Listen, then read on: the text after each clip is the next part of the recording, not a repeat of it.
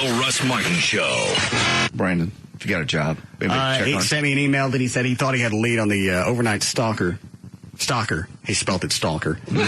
Overnight stocking job at Walmart. Okay, that's cool. I wonder if he thinks it's the job he thinks it is. Yeah. I get to watch chicks at night. They're going to pay me $8 to look through windows and beat off. How come nobody told me about this job? This is a gold mine. Yes. So I had to go through this crap with Amy Wednesday and Thursday night. Poor you for being rich and famous. F you. That's what he says. Why? Is she all upset because you're going to kill yourself? How did he end that? F you? F you. What happened? Warmest regards. Yeah. He was in a hurry. Oh. Used abbreviations. Yeah. We'll deal with that. I don't think she's heard the show enough. Why she's listening again, I don't know. But she was twisted over the knocking myself off at 50. Well, you're not going to do it. Well, that was easy enough to address with her, as if she's still going to be around in 4 years. Yeah, why do you care? She'll be around. Oh, my God. Who are you kidding? For another 4 years? She'll be Mrs. Martin. Yes.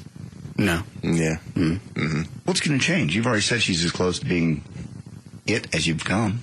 Well, that doesn't mean you marry it. You said she's going to be the first Mrs. Martin. I never said that. Yeah, you did. No, you guys are saying that in your heads. No, that was off the air. We had a conversation. You want to have another one off the air? Oh, God. Now Gavin got his bra on. Yeah. I told you it would fit. Let me see. I want to see the receipt. See where he bought them. Let me see the other bras. I got to see what... Oh, he did buy them at Walgreens. Thank you. That might not fit. None of these are going to fit us. Two for $10. This is so disturbing. Yeah, it is. There's an underwire. I bet JD could get this one on. Oh, please, don't. Ah. But these are the double snaps. These don't count. Well, I didn't... No. I'll try it. Okay. Good for you, Russ. Help him in the back there. No. How are you going to do it yourself? I don't know. Oh. Get away. It fits. What? Don't fit. Yeah, I can get it on. There. Wow. Well, what cup size is this? Can I go get my camera? Why? That's What cup size is it saying that is? Oh, look here. I can't read it from here. No, it doesn't matter. Oh, there it is, 38B. Gavin, I'd stand here a lot more relaxed if you'd get away from me. Mm-hmm. You and your bra. Oh, this is a big one. Trey. This one would probably fit barred. It's padded. Yeah.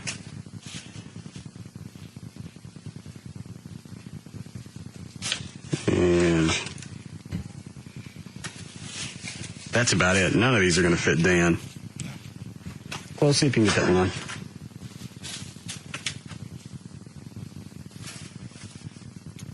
All right, since I got it. Went from talking about nuclear war. Yeah. You can't get it on? Torn bras. This will fit JD, though. There. It didn't fit you. I'm bigger than you are. You think your chest is bigger than JD's? Probably. I'm fatter. Help JD on with his bra. Oh, God. Here, Dan, see if you can get that on. Sorry about it. We'll have to have some help. Help me out. All right. Hook me. You're strangling my boobs. I can't breathe. Quit popping me, bitch. Russ Martin. Afternoons at 3.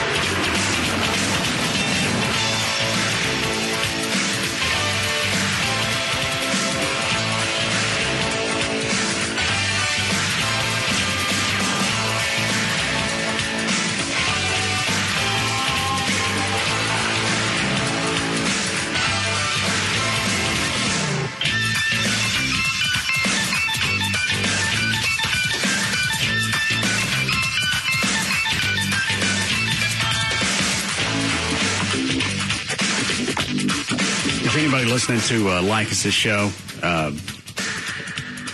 Alfie, what time was that phone call to Lycus on Friday? It was about 7:20 or so. You ready to hear it? I heard about it. Trey? Yeah.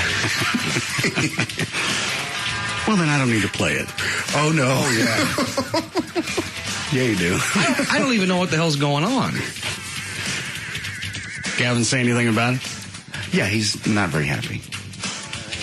I didn't call Lycus. He thinks you had something to do with it. Why would I have anything to do with it? You had something to do with it. I don't even know at 7 o'clock is Lycus live or tape delay? He's live at that point. All right. I don't know when he's tape delay or live because his show starts 2 hours earlier in L.A., so we got to pick it up someplace midstream recorded. Well, I don't listen to this station. I listen to Lycus. okay. So a caller calls in and talks about it. Mm-hmm. How did Tom get the follow-up? The follow-up what? The follow-up PSA, which he played on his national program. We played it on this station. Maybe the guy that called in sent it to him. No, I don't think that. The audio was much too clean. So you heard it. Oh, yeah. Absolutely. It was nice to hear from all my friends across the country. I thought you were busy Friday night blowing your buddy, who's the guy that was in town? Clark Howard. Yeah, Clark Howard. Yeah. No, He's a syndicated host on KRLD. Okay. And he was in town for the weekend for some seminar. Okay. And I asked Gavin. He was still here a little after 7. You can go get something to eat. Sure. Can't. Oh, man, Clark. Dining with my network buddies. Syndication, much more important. Where'd you take him? Bob's Steak and Chop House. Where'd you take him? Bob's Steak and Chop House. All right. What? You figured Isabella's? Why not? Gavin's Yeah. a tight ass. I own this place. No, you own a part of it. All right, I did take him to Isabella. Jesus. And did you show him around? Like, who's the GM there? Kenyon.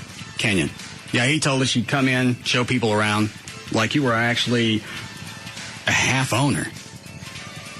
I'm a minority owner, and yes, I did show him around. There's nothing wrong with that. I wanted to see if I just thought maybe, hey, Clark, did I get a good deal on this?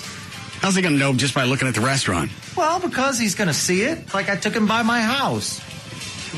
Did you get him up in the hot tub? We didn't go in, but yeah, we were around it. You didn't get him in the hot tub? No, I'm not going to take him. No, I'm not going to take him in the hot tub. I thought you were curious whether or not he was Jewish. Get a little peeky peek. No. See if the turtle is in.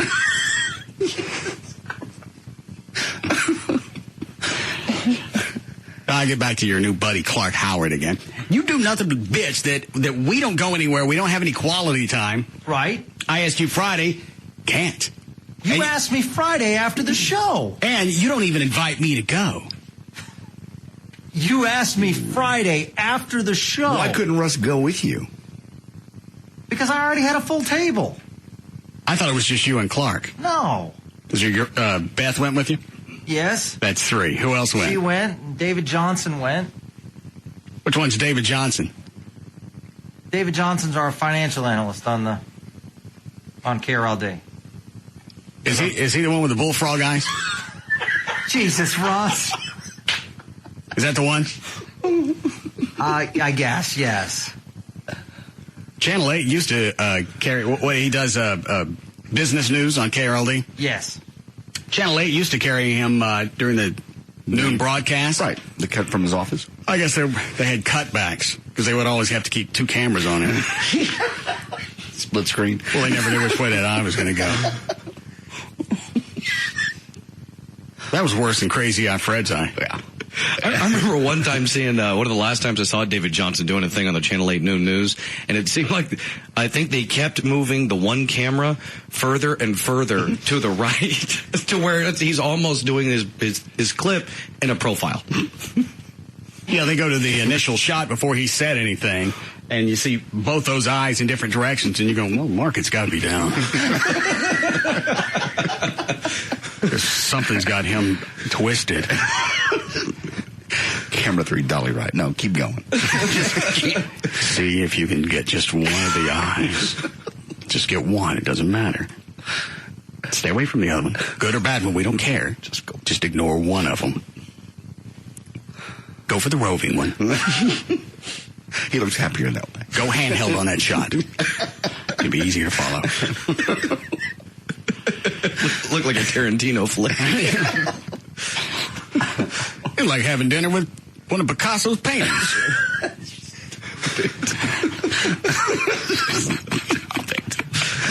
Nice. Did he bring anybody? No, he did not. Oh. He's a great man. That's too bad. So there were, What did his eyes have? They had the same thing David had. Even that other one that's kicking it? Man. He's a good man. We had a great time. Now, does he have just a floaty eye, or is it a glass eye? Because if it's glass eye, that's not as funny. I believe it's a floating one. I've never really asked him. Man, I don't know how they give somebody like that LASIK. They have stick toothpicks in there to hold it still. Stop. Be nice to him. We've had him on the show I know before. you have. He's a real good guy. We had him in studio, actually. Yeah, he didn't want to stay. I know. Go figure. I don't know what we brought up, but all of a sudden he Interview was absolutely over. changed the subject. Hey, I brought you, here's a tab. They make these now. I have to go. Which one of these doors? Yeah, let's pick one, Dave. Yeah, the odds 50-50. If you hit the wall and, go with the other eye. Certainly you know which eye to trust by now. So there were only 4 people at the table. Correct. Well, Clark's producer came along as well. All right. So there were 5. How was dinner? That I couldn't go to. First of all, once again, I didn't know you wanted to go to dinner. I asked you if you wanted to go eat. I can't. I'm going to go have dinner with my syndicated buddy. And you don't say anything else. You hate being around people. I know if I go out to eat, I'm probably going to have to see a few of them. It was a great dinner. Great being around him. Okay. Who paid? I paid. Who paid for David's eye? I paid for the whole tab. Yeah. Okay. How late were you out? Well, Are you blowing? You blow your syndicated buddy? No. Did you tan last week? No, because you always do that with Lycus. Jesus, guys. What? Did you tan? Do you know? Did you tan? No, I did not tan. You tan for some financial analyst? I did not tan. You never tan for me. Sometimes a guy likes to feel like there's you're doing something to hang on to him. I tanned before some of our shows. You never tan for me. Oh, come on. Tan for me, Gavin. You want to hear the like it? Yes, I do. All right, then we'll get back to this new buddy.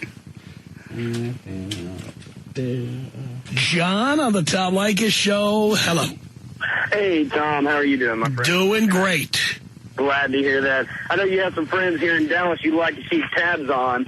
I thought I'd let you know about what the Vice President of Marketing, Gavin Spittle, is up to lately. Oh, Vice President of Programming. Of programming. Now, just so you know, Gavin's... And you can tell at this point, Lycus knows where the call's going. Sure. There was no reason. There was no reason to set this up the way he did.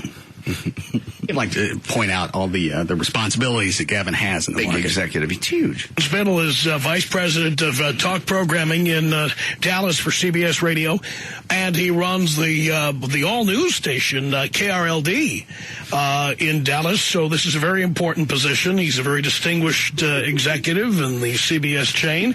And what did you want to tell us about Mr. Spittle? Well, basically, this week on the Russ Martin Show, which is the #1 show in Dallas, Texas, Gavin Spittle got hosed into lighting a bunch of matches, sticking them into a bottle, and seeing if he could suck his privates into that bottle, and ended up burning himself. So you're telling me that the vice president of talk programming in Dallas for CBS Radio, Yes, sir. he scorched his nutsack on the air, is what you're telling me? Actually, his tip, according to him, and he's been wrapped in 8 bandages for the last 3 days. Are you serious? Yes, sir, I am dead serious. Wow. Give us 22 minutes and holy cow. The CNN I thought reference. you'd get a good kick out of that. I'll tell you what. I wonder what the all-news audience thinks about that. I'm not sure. He's been kind of running that one into the Does he do editorials there? Whoa. I didn't hear that the first time. Man, that's mean. Well, that's just what you say. How else would anybody know if he's running it into the ground? Maybe the guy works for Arbitron. Gets it from you. Gavin, not everybody listens to this show nonstop, and I don't say nonstop that you're plowing KRLD into the center of the earth. You're on the pulpit. You're the programming Jules Verne, though. See, exactly. You're on the pulpit. They listen to everything you say. No, they don't. Believe everything you say. Gavin, you know that 80% of the time radio is just background noise while people are doing other stuff. Not in the case of your show. I don't know where you extrapolate that information from.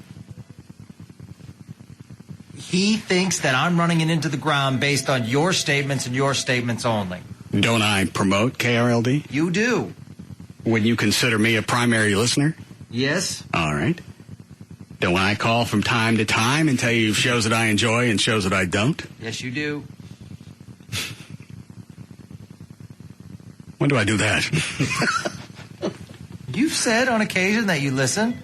Yeah. When I put more news on, you said good. You actually told me to make that move. Thank you. And you're welcome. Are you serious? Yes, sir, I am dead serious. Wow. Give us 22 minutes and holy cow. I thought you'd get a good kick out of that. I'll tell you what. I wonder what the all-news audience thinks about that. I'm not sure. He's been kind of running that one into the Does he do editorials there on KRLD? Does he come on the air? This is Gavin Spittle, Vice President of Talk Programming for CBS Radio, and my private's hurt. Actually, you'll find this funny. He actually, the next day, he did a PSA upon that stunt, telling everybody how they shouldn't do it because it's a stunt on the radio, and he actually burned himself while doing it. And that's a running PSA on the radio. He must have just gotten on the phone with the legal department. Probably so. Unbelievable. Hey, when are you coming back? I believe we're coming to town in August, as a matter of fact, and we'll have an announcement soon, but I believe we're coming to town for the Russ Martin event in August. Can't wait to see you again, Tom. You know we love Dallas. What event do I have going on in August? Well, the station has an event. Oh, Live 8? Yes. Lycus is coming in for that? Yes. Why does he think it's my event? Because you're the station? No, I'm not. Once again, that's what it comes down to. It's Russ Martin and everyone else. Okay. Now here's Lycus coming back out of a break. Okay. This is another phone call? I think it's about 15 minutes later. Okay. About right, Alfie? Lycus.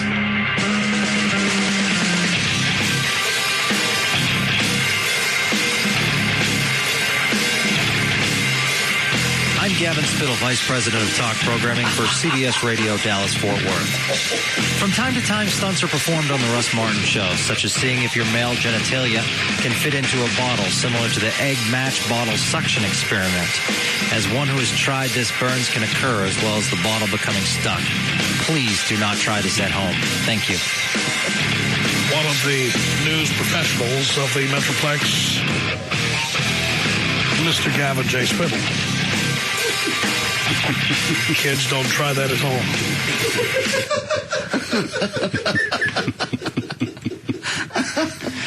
And why you twisted at me? You did it on the air here. You know somebody else was going to find out. I'm twisted because I'm twisted for a couple reasons. All right. One, here is fine, okay? When I came here, I don't mind. I'm the buffoon on the show. Everyone makes fun of me. Everyone plays bits on me. I'm okay with that. When it goes out national, that's another reputation I have to deal with. When I have to deal with that reputation and everyone's talking about the stuff that I do and me taking things and putting them in a jar, that hurts when I have to get things like digital boards, marketing, other stuff, because all they want to talk about is that. I can't get a digital console because you stuck your weenie in a bottle? You know, in a weird, mysterious way, that might have something to do with it. You might have lost yourself a digital board because I put my thing in a jar. I'm missing the correlation. Because people can't separate what's on air and what's off air. People outside of this market don't know who you are. Because I'm not on outside this market. So if there's going to be any association of you and the show, anything outside of Dallas-Fort Worth, they're not going to know what's going on. I didn't call Ickes. I didn't tell him to play it. I had no inkling where the PSA came from. I think I've been in enough years in this business to know that is crystal clean audio. The only way to get that kind of audio is by someone sending it directly. And what makes you think it would be Russ or someone on this show? Because we never do clean audio. Mm-hmm. Thanks, Tim. Mm-hmm. That's something that we... Actually, at the beginning of the show every day, we have a quick prayer circle that we don't have clean audio. So to say that would come from me is not only ludicrous, it's insulting to my God.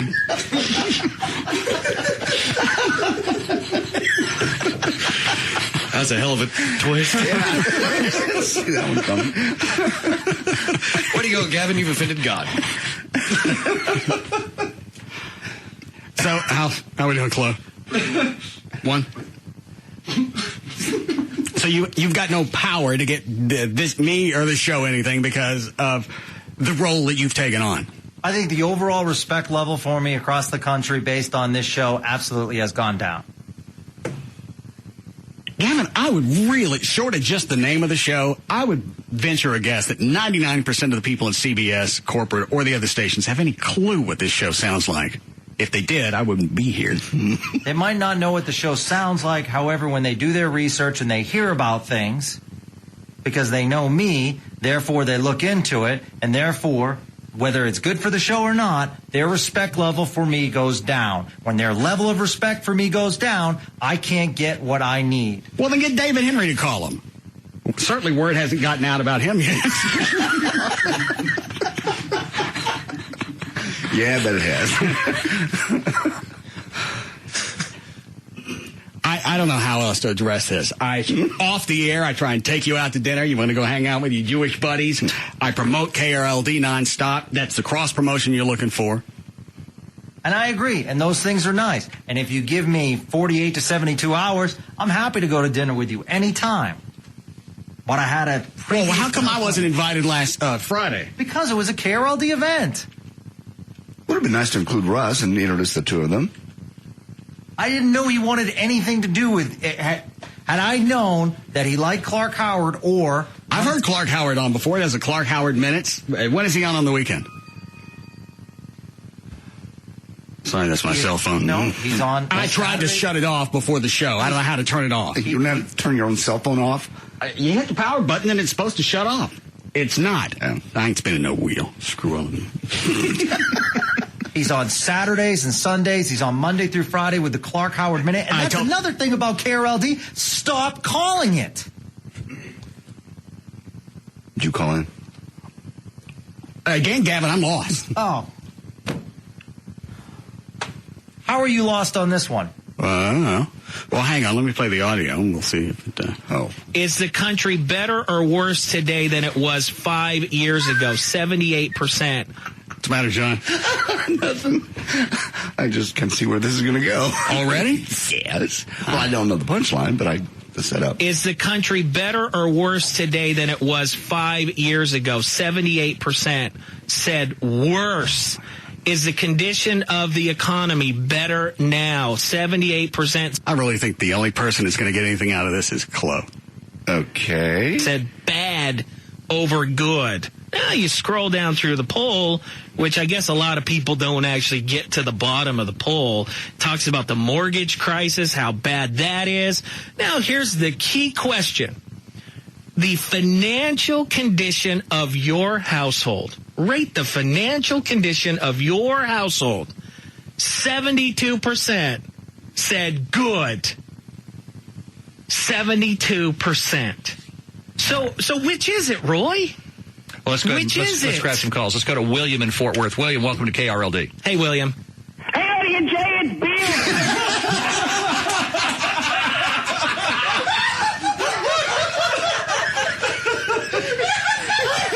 No, I didn't see that one coming.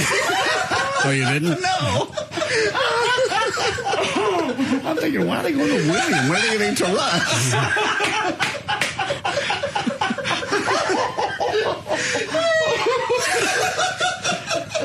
When was this? They sent it to me today. Why? I would have driven off the road if I was driving down listening to them. I'd get in a bridge and butt me. You're right. You got to give us a heads up on something like that. That's dangerous. And the problem is, I don't think the majority of people listening get this bit either, because not everybody knows that that's some stupid Bill from Fort Worth buffoon character I did back when I was working at KLLI in the early 80s. I know. So this bit, I started like 25 years ago. And it's still good. It still rocks today. And apparently relevant. How you got through? How did you get through the phone line? Hello, this is William. I'm calling from Fort Worth. Perfect. I have some details I'd like to discuss On the current economy and the percentages of people that are happy with it. Trey, do you, is your flash drive in here? Yes. Is one of the bill things on here? Yes. If you go to air checks. My computer, hold on. CD, DVD trays. All right, air check. What is it, Chloe? William from Fort Worth. I'd like to talk to the Jay, please. Here's one. Oh, John, hang on. I gotta grab the phone here. Okay. Hold on. KLLI, hi. Hi, Russ. It's Bill from Fort Worth. Hi, Bill. Now, the punchline of this bit is really of no consequence. It's just the setup. And I don't know why I thought those were funny 25 years ago. They are funny. It's the fact that Bill is so happy. Oh, John, hang on. I gotta grab the phone here. Okay. Hold on. KLLI, hi. Hi, Russ. It's Bill from Fort Worth. Hi.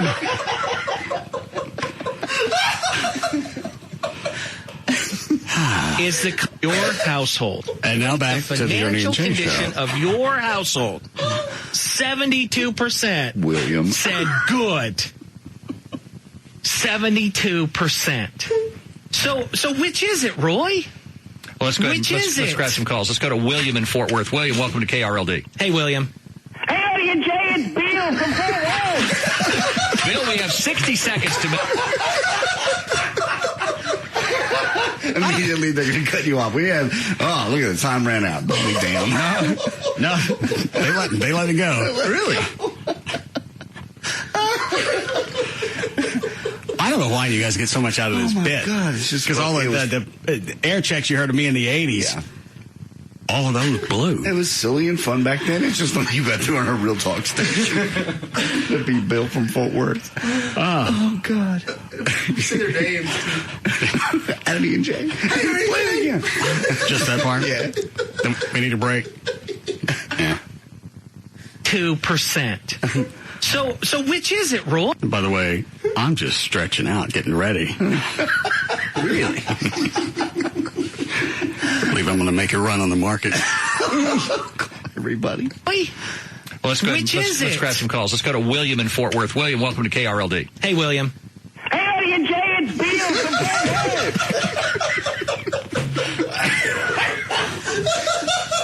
Doesn't sound like my delivery's changed a whole lot. Oh, John, hang on. I gotta grab the phone here. Okay. Hold on. KLLI, hi. Hi, Russ. It's Bill from Fort Worth. Hi. That's the guy. I'm so glad Bill's back. I miss Bill. 25 years later, hadn't aged a bit. Break here. All right. The punch on this isn't that great, but I'll play. We come back.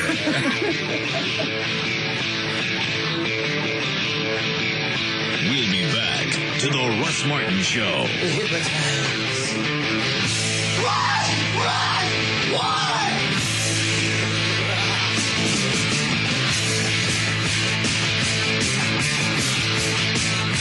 When it comes to afternoons, nobody comes close.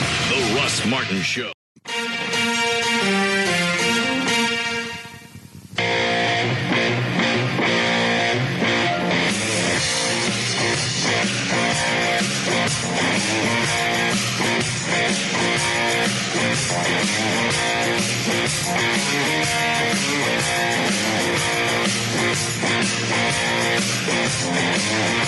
Now, back to the Russ Martin Show.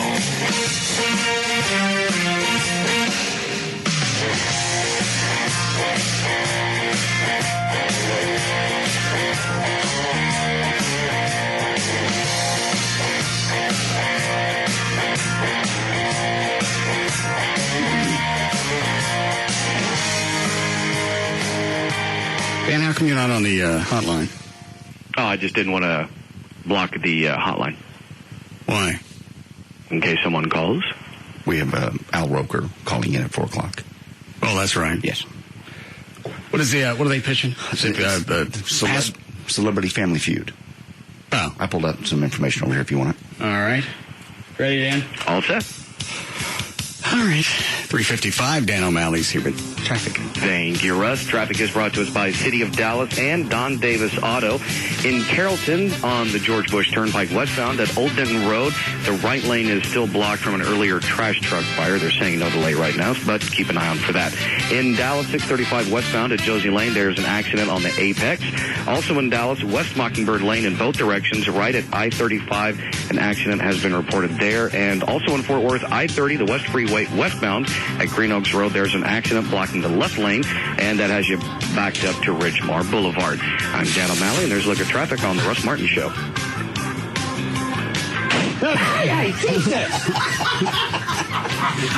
Thanks, Dan.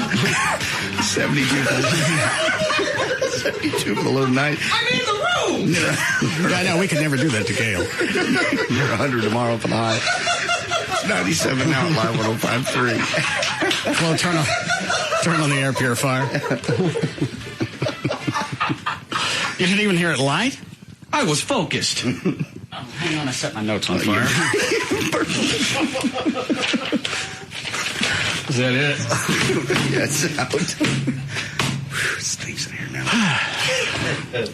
All right. I give you credit. That's good. Never expected to happen when you're in the same room with somebody.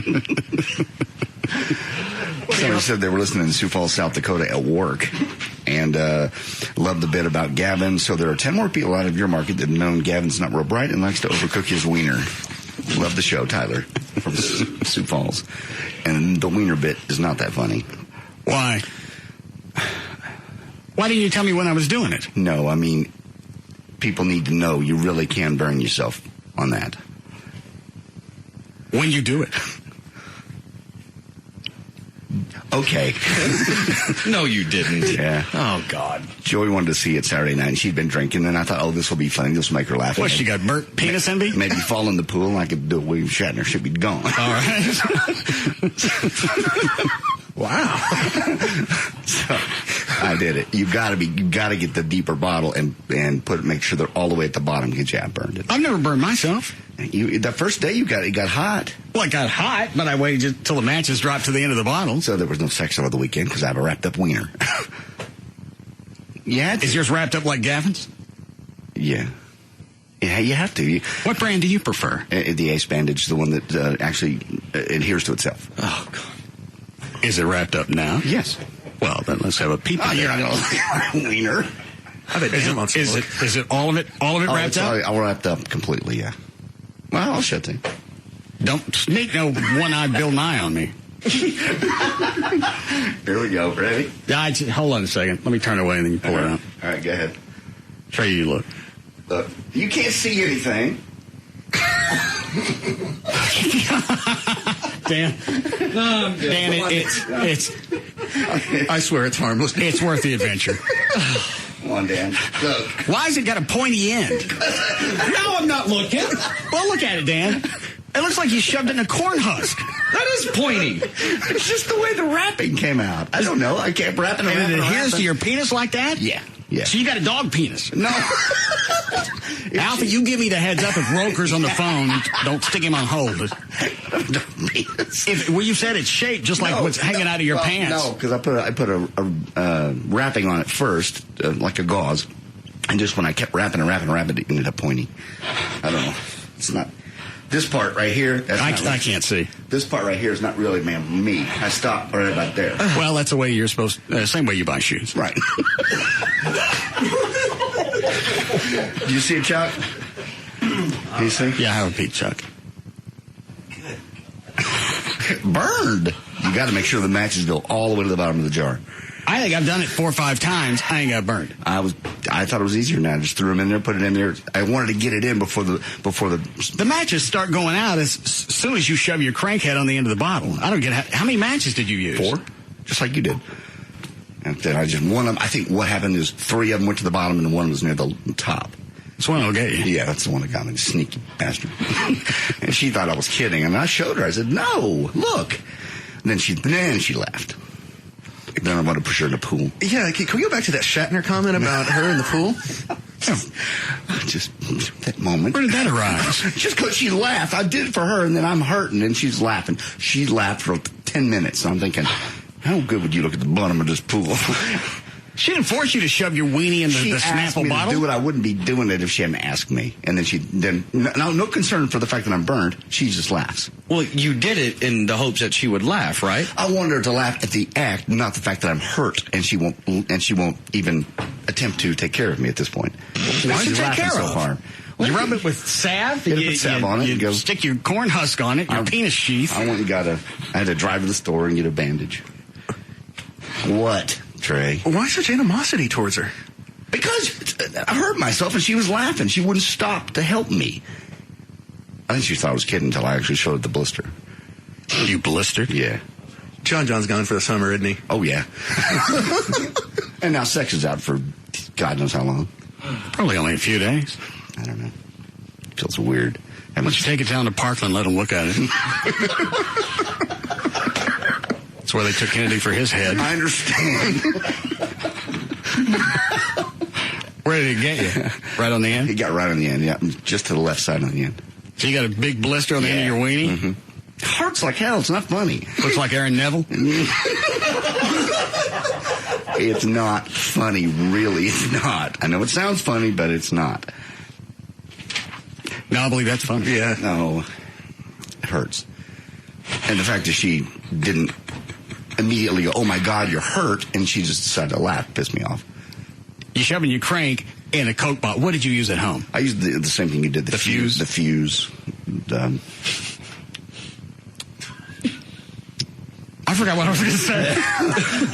Yeah, you're showing her a trick where you're shoving your junk in a bottle. She wanted to see it. She goes, "Did that really happen?" I said, "Yes, it really happened. Russ did it, and he sucks it in, and it's very funny, and then you can stand back and it holds the bottle up because of the suction." And she goes, "I'd like to see that." And I go, "Well, Russ isn't here, nor is Gavin." And then she goes, "No, do it." And I just thought, okay. I like your first response, "Russ isn't here." So anyway, I did it, and then I burned myself. So I can relate to Gavin's angst. Do you want me to show you how to do it again without getting burnt? Yeah. Flo, get me my favorite fuse bottle in the back. People emailed me all weekend. "Hey, man, where'd you get that? What's that fuse? How do you spell it? Where'd you get it?" F-U-Z-E. Well, get it at Walmart. Snapple probably would work even better because I think the Snapple mouth is a little bit bigger. Isn't it? Yeah, probably a little bit. Well, Snapple was glass, though. I'm going to get my penis right in the middle of this about the time Roker calls. That's a good way to start an interview. That'll be unique for him. Got an inkling he's listening online and he ain't calling. Call. You did 4 matches, 4 wood matches. Hang on a second. I don't really know that much about. They just said he's pitching a game show, and we had him on before. He seemed nice enough. I don't mind. I thought it was Match Game. Is it Celebrity Family Feud? Right. It actually, I see. You have Ice-T on there, and who else? Bill Engvall, who I saw Saturday night, is going to be on there. All right. Yeah, it's about Joan Rivers and crew. I mean, it's some bizarre matchups. It actually looks pretty good. Well, they did that back in the 70s, 80s with Richard Dawson. They'd have people on each side. Yeah, there would always be some kind of common theme. If they were doing celebrity, they'd have like Gilligan's Island against Batman. I think they had the WWF guys at one point. They're having the American Gladiator, the new American Gladiator. On the new one. Yeah. All right, let's see if I do this before Roker calls. What is it with you guys in CBS? First it's Kirk, now this. Hang on. Let me get this out and warmed up. I understand. I'll turn around. Hi, Pumpkin. Yeah.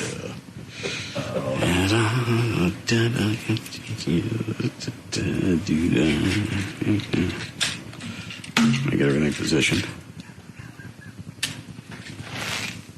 All right. There's the last one. Matches the burn. Okay. You put it in there. Exactly what I did. Oh, and. Okay. And.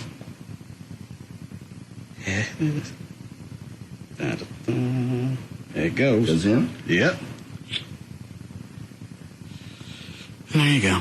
Okay, let me look.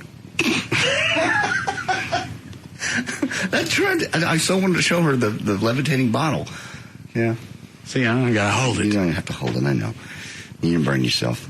Let me pull it out.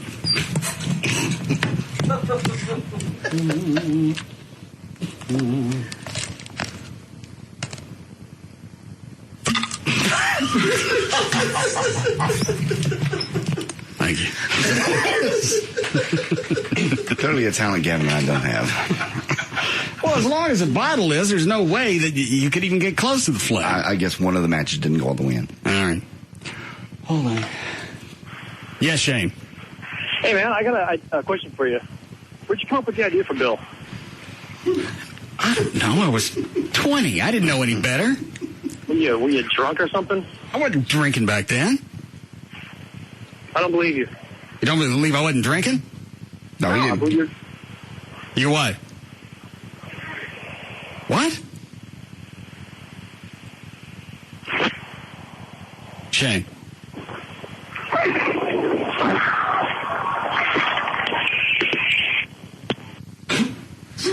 Was he in a car wreck? I hope so. Keep that audio just in case it comes back up. Yeah. That was odd. What was his name? Shane? Yeah. 406. Do you want to hear the rest of the phone call, Yes, Ernie and Jay? Yes, I'd like to hear it. Hang on, I'll play you an open first. Okay. Again, so you get... Trey, is that the only bill that you got from my old air checks? I believe so. All right. John, hang on. What? How long was Bill around? I was there for 6 years. You do it every day? Once a week? 3 or 4 times a week. Okay. Why? I just wondered how often Bill came around. If he's a regular daily character. Chloe, why is it you're getting more out of this than anybody else? I just think it's funny just because it's his enthusiasm. He's just so happy. I could just picture Bill being on the phone, and he gets through, and he's getting wound up. Oh, boy. They go, hold on a second. Hold on a second. I'm going to put you on hold. I'm going to put you through in a second. And he's just getting all wound up. And finally, when you pick up the phone, Bill is just all beside himself. Bill's on. and then his delivery. In my mind, I've got the character planned out. All what Bill is doing. Can't wait to get to the phone. Can't wait to call. You still know that's me, right? Yes. All right.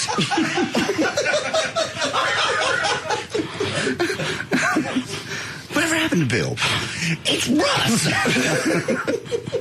He actually sat on the phone and wait to get on the air. Oh boy, up next. Oh, John, hang on. I gotta grab the phone here. Okay. Hold on. KLLI, hi. Hi, Russ. It's Bill from Fort Worth. Hi, Bill. Hey, Russ, you gotta help me. I don't think I should let this one get to the punch. Yes. Yeah, absolutely. I don't remember this they one. Need the flavor. They need to understand how integral a part of the show Bill was. Is this a fat chick one? Yeah. I don't think I want to play that. We want to hear it. Listen to it. We understand it was years ago. We understand that you probably today, given Bill wouldn't do this, but this was years ago. Play it. KLLI, hi. Hi, Russ. It's Bill from Fort Worth. Worth. Hi, Bill. Hey, Rusty, you gotta help me. What is it? Well, my fat girlfriend said it's a New Year's resolution. She's gonna do something about it. Don't make me play that. Yes, please. It's good. I want to hear what Bill has to say. You already know what Bill has to It's say. very important that I get all the way through Bill. That way that sets us up for what happens with Ernie and Jay. We don't need that. Yeah, we do. The Ernie and Jay doesn't really have a punchline either. Well, we would have to hear that to know. This has a punchline. No. I remember it. It's got a great line. Let's go ahead. New Year's resolution. She's gonna do something about. Seriously. No, go ahead. She's gonna do something about her weight. I know the bit. I know how it ends.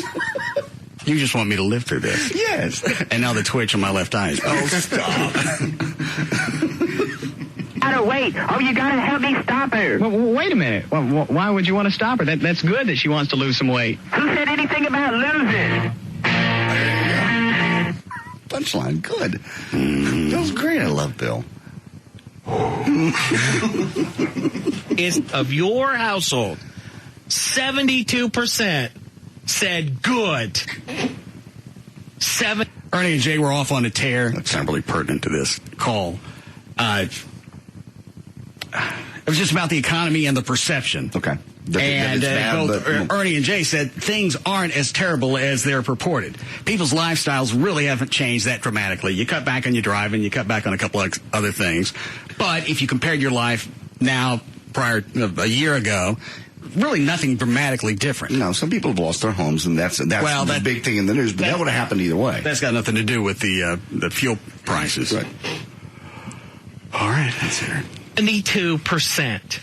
So which is it, Roy? Well, let's go. Let's grab some calls. Let's go to William in Fort Worth. William, welcome to KRLD. Hey, William. Hey, Ernie and Jay, it's Bill from Fort Worth. Bill, we have 60 seconds to make this happen. I wanted to say that people are crazy. My business has been booming since over the past year.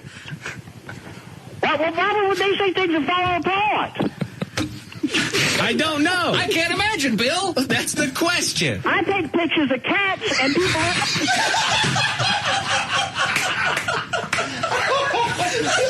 Bill got a job. How cool. Well, good that he's found a profession. They wouldn't let Bill get to his punchline. Gavin, do they run with the delay over there? Jesus, man, why? The next time I'll know to get to the punchline quicker. Yes. Why are you twisted? Why would you call? That's embarrassing to my radio station. Why? It's going along with the theme. They let some guy go on at length, almost uncontrolled, for about 5 or 6 minutes, talking while they're going back and forth. Nobody's really getting their point across. I had to suffer through that. So that gives you the idea to call in to that program. I thought it needed a little lift at the end. And now I have to go over there tomorrow and explain to my host why... Why what? They got pranked. It's along with the theme of the show. Yeah. What's the issue? He's obviously getting to a point here, Bill. So this is once again helping my product. Am I cross-promoting KRLD now? You're cross-promoting by crank calling them? It's not crank calling. It's where you call up, you throw out some obscenity, and you hang up. Then you giggle at home, which is what I was going to do. They didn't let me get to my punchline. Oh, heaven forbid. They dumped you. They actually did their job. They shouldn't have let you on in the first place. They didn't know it was me. Well. Nor will they tomorrow. Yeah, it seems like you'd be happy because people would listen to see if Russ is going to call in. Yeah. It's just further embarrassing. That's going to bump up your sampling. It's going to bump up your ratings. Would you like me to call all the other shows here as well? I swear to God, I would have driven off the road. Really? To them. And Bill from Fort Worth came running. I still don't know what the big magic is from this. The bits I did when I was 20, all the punchlines were as bad as that fat chick one. Why? It's a funny character. Why all of a sudden there's Bill cult? Maybe get a weekend show here. Some things are timeless. Percent said good. 72%. So which is it, Roy?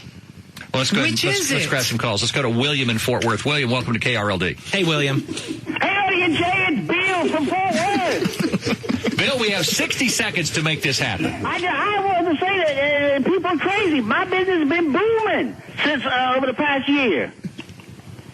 Why would they say things are falling apart? I don't know. I can't imagine, Bill. That's the question. I take pictures of cats, and people are still coming in for business. I'm sure they do. Would you like a No, I don't want a picture of a cat. I know where you're going with this. All right. Anyway, thanks, Bill.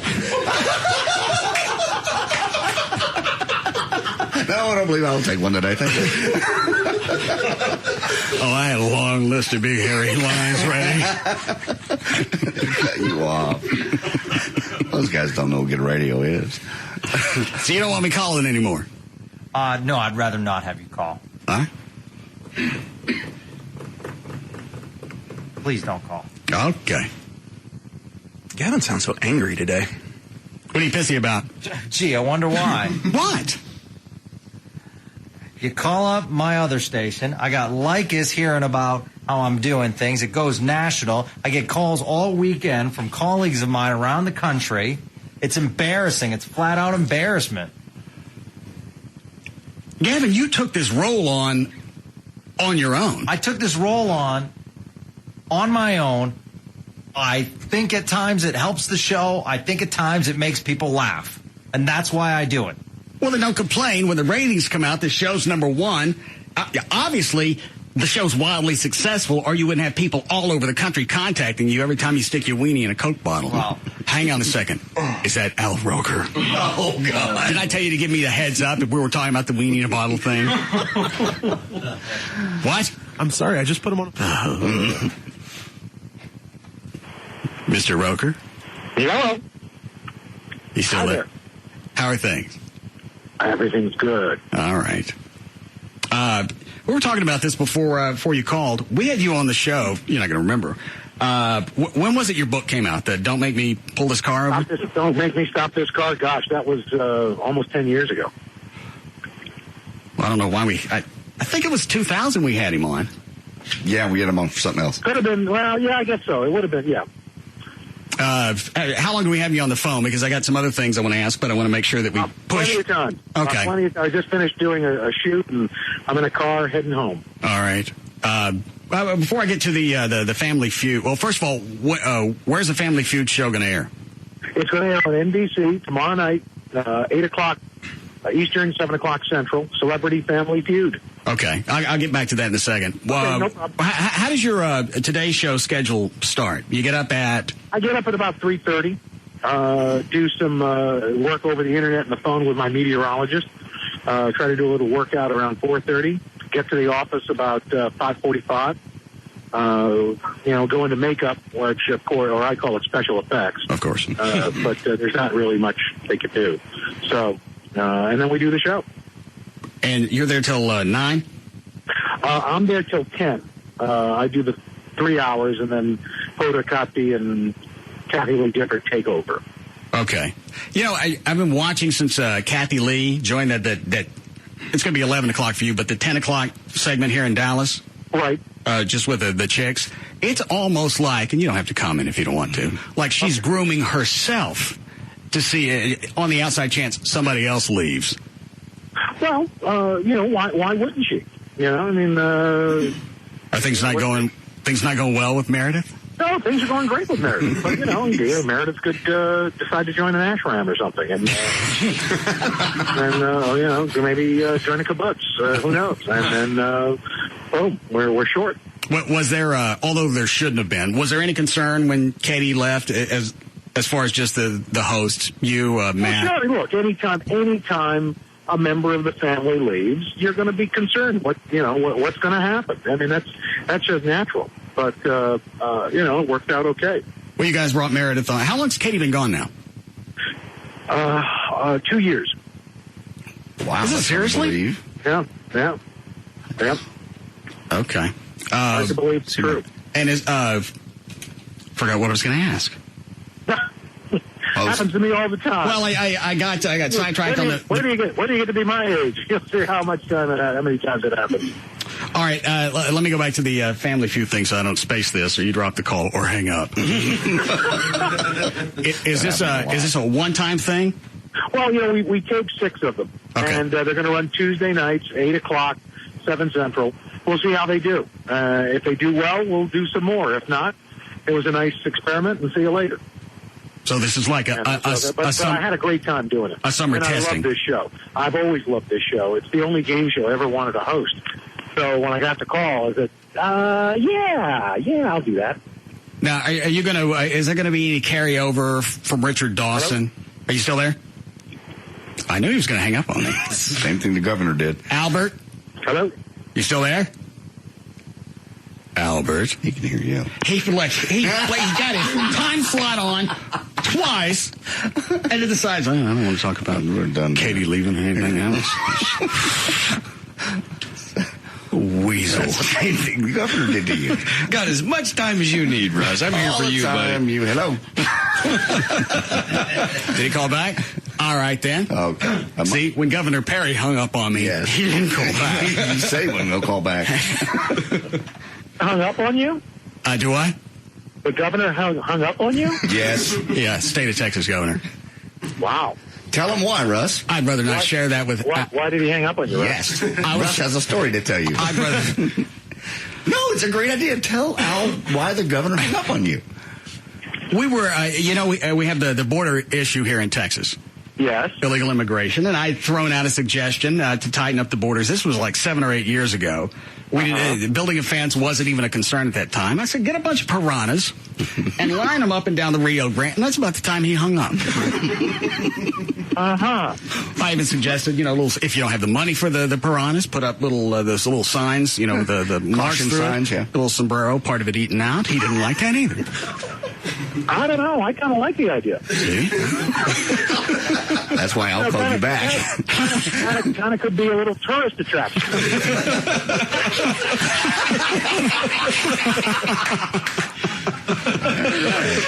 That's like their own version of SeaWorld. Exactly.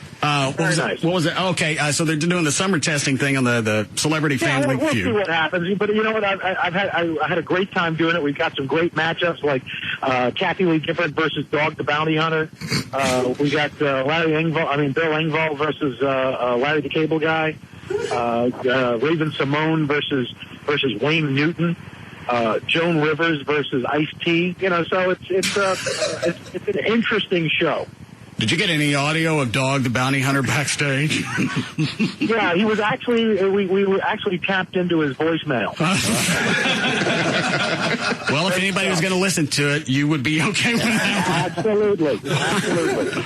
I'm actually surprised, and I'm not trying to be cute here, that you guys actually would have him on after this whole stink with A&E and the phone calls and the... Well, look, you know what? Here's the deal. I mean, you kind of look at somebody and you say, maybe they made a mistake. You hope it was said in anger and that they've learned a lesson. And if all of us say, we've all made mistakes, and if we weren't given a second chance, things would get pretty quiet pretty quickly. And I know I have. What mistakes other people have? What mistakes have you made on the air? I made a joke. I was trying to make a joke about this thing that was on that said it supposedly caused epileptic fits, and I made a joke, but it came out I was making fun of people with epilepsy, which of course I would do, but that's how it came out. What did you say? I don't. To be perfectly honest, I can't even remember how I said it or what I said. But I know is I apologized the next day, and of course there were people. He called for Don Imus's resignation, and he should resign. Well, I think it's apples and oranges. But that said, I apologize. It was a mistake. Well, hang up, and I don't want to get too deep with this because you're here to pitch the show, which I got some more questions about. But you don't think the Dog the Bounty Hunter thing, the dialogue he had with his kid, you don't think that was as bad as Imus's? Well, look, here's the thing. I don't know how often Dog used that language. I don't know. Was it a one-time thing? I have no idea. Was he doing it for effect to get through to the kid? I don't know. With Don Imus, it was record of this kind of behavior. All right, so with Imus, it was more of for you, was a cumulative thing as opposed to just a pattern. You know? I still think, and I work for CBS, I still think Imus got screwed. I don't know him, never listened to his show, but just as far as, just based on ethics, what he said, boneheaded, immediately. Here's the other thing that people got confused with my stand on this. As far as I was concerned, CBS Radio could have kept him on the air for another 100 years. I just don't think he deserved to be on NBC News. And I never thought he should have, because there is no place on our air where we give somebody 4 hours of uninterrupted, non-monitored editorial time. We just don't do it. Is that done? Is that a shot at me? Absolutely. No. Look, if CBS wanted to keep him on the air, God bless. And P.S., if he got another job, which he did, I don't begrudge him that. The man has a right to work. So, it was a difficult position and a difficult time. And I think our NBC people made the right call. And we had said this on the air, and then I'm almost done with this, is had Sharpton gone ahead with his plan, gotten him fired, then had Sharpton gone back to CBS and said, all right, he's learned his lesson, let's get him his show back. And then all of a sudden, now you've got an associate, you've got an adversary with Imus. He's back on the air. Sharpton made a nice gesture. Everybody wins. And now you've got, I don't want to call Imus a poster boy. Listen, whatever they decided to do would have been fine with me. If they'd taken him off and there could have been a real dialogue about this, would have been fine with me. But I just don't think he needed to be on NBC News. Unless he was having seizures. But look, everybody's got their opinion. This was mine. All right. And it was done. Okay. How long did it take you to shoot the... I'm not saying, but I'd love to have Imus on Family Feud. Seriously? That'd be fun. Hey, Al? Don't. Hello? Did you hang up? Did I lose you guys again? I don't know. Are you there? Hello? We'll wait. Hello? Doggone it. See if he cusses. I mean, great. Awesome. Al. What did he say? I don't know. Hello? Hello, Al? Al? I think he's playing this. Stan, just say hello long enough. And we could have Don Imus on against Rutgers. That's what I thought you were going to say. That'd be huge, Rachel. It's about the time the phone went dead.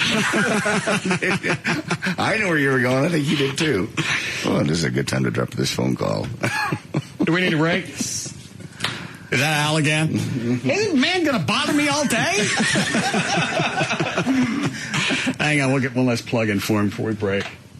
You're going to hear me in your sleep. What?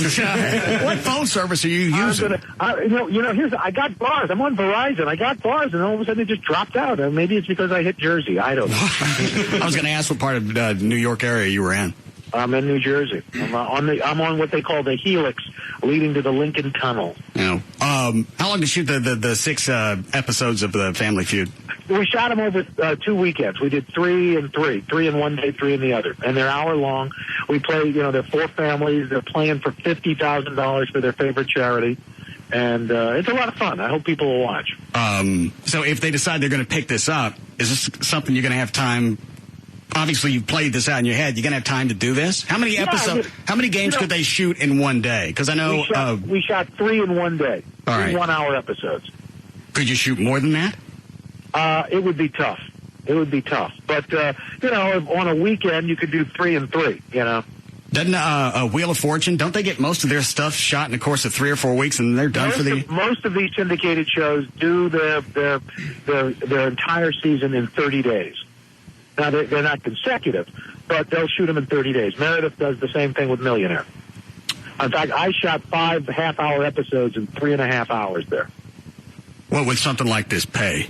It did. I'm able to keep a cheap suit and keep the kids fed. Well, that's from the Today Show. What does something like this pay? Something like this, a little bit less.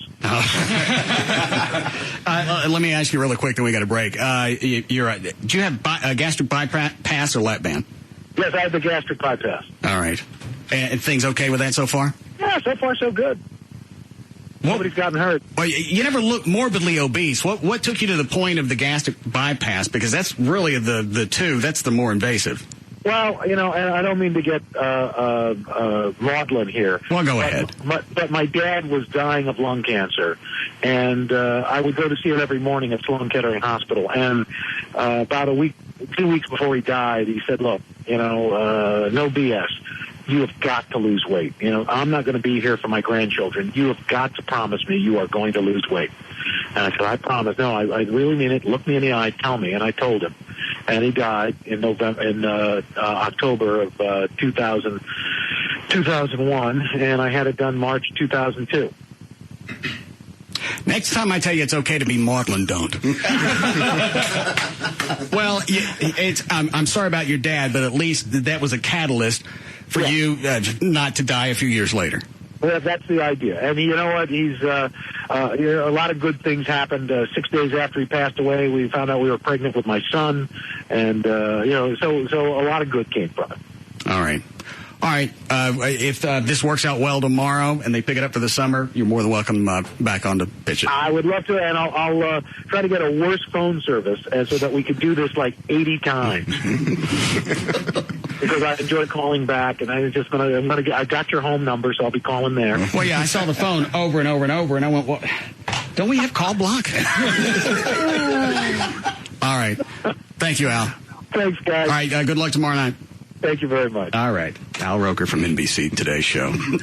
I pulled up on Wikipedia. They remember what he said about the seizures. Oh, do they? Oh, yeah. Set on it. We need a break now? Set on. We'll do that when we come back. We'll be back to the Russ Martin Show.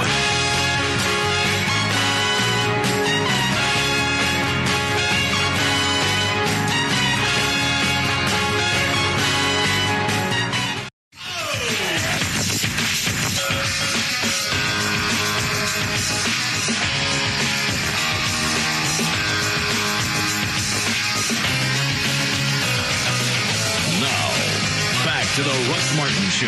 You're unbelievable.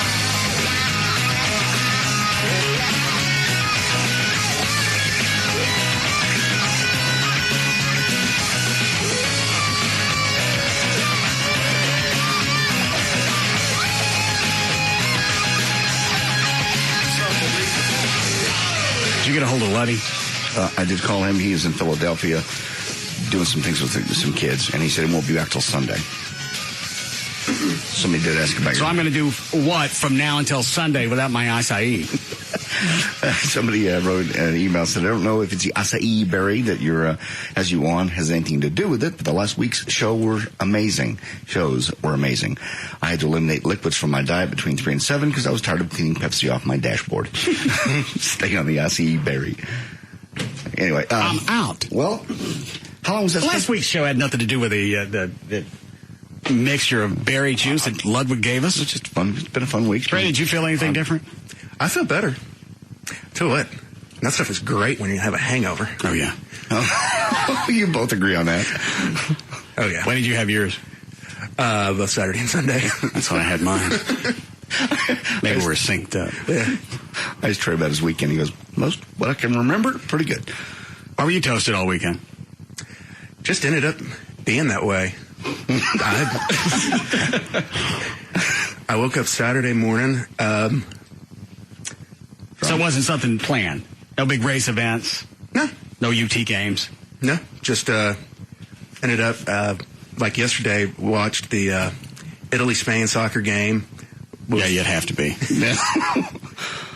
Too drunk to change the channel? Is that what we're hearing? No. Had an open house. Then I went and met some friends. We're watching that. Then open house for what? Real estate. I didn't know you still did that. Yeah. I didn't know if you just opened the door and let people come in and drink. No. I had to Well, you just said you got drunk, you had open house. I forgot to close the front door. People were sitting on my couch. I was sober for the open house, and after that I got... Nice try. All right, Dan, what was the... So Luddy's not back into... Luddy won't be back until Sunday. He will get you some then. And they don't what? They don't even sell it. They won't even have it to sell for at least 2 or 3 more weeks. But he can get you some. Can he get me some too? Yes. Okay. Now, it was actually Saturday when I started feeling, mood-wise, a little bit better. Sleeping better? That's always been about the same. You don't really have aches and pains. I mean, Trey does with his back, but you really don't have I haven't noticed anything with workouts, recovery, anything. Saturday, I seem to be in a better mood, Sunday, and today. He just swears by it. He also said, stay on it consistently. Well, he only give us a bottle enough for a week, and he said it's only going to last you for a week. Well, he's out of town. I told you, until Sunday. For another week. I don't know. I'll call him back and see if there's somebody locally that can bring you some. Well, there's another company that makes it that I'm about to start talking about. I'll warn Letty. He was right in the middle of a rehearsal, practice with these kids. Hockey. Dan, did we ever find online somebody else that sold the acai mixture locally? Yeah, but not in that same level of concentration that Letty's company has. Yeah, according to Ludwig, his is the acai is double the other company's concentration. Yeah, pure. Yeah. What, John? I was just going to say, somebody else brought that other one in, and it was more liquidy. It was a little more watery than the... Well, that's better than what I got now. Letty's. Oh, we'll get you some. Surely the berry is somewhere available. We can get it.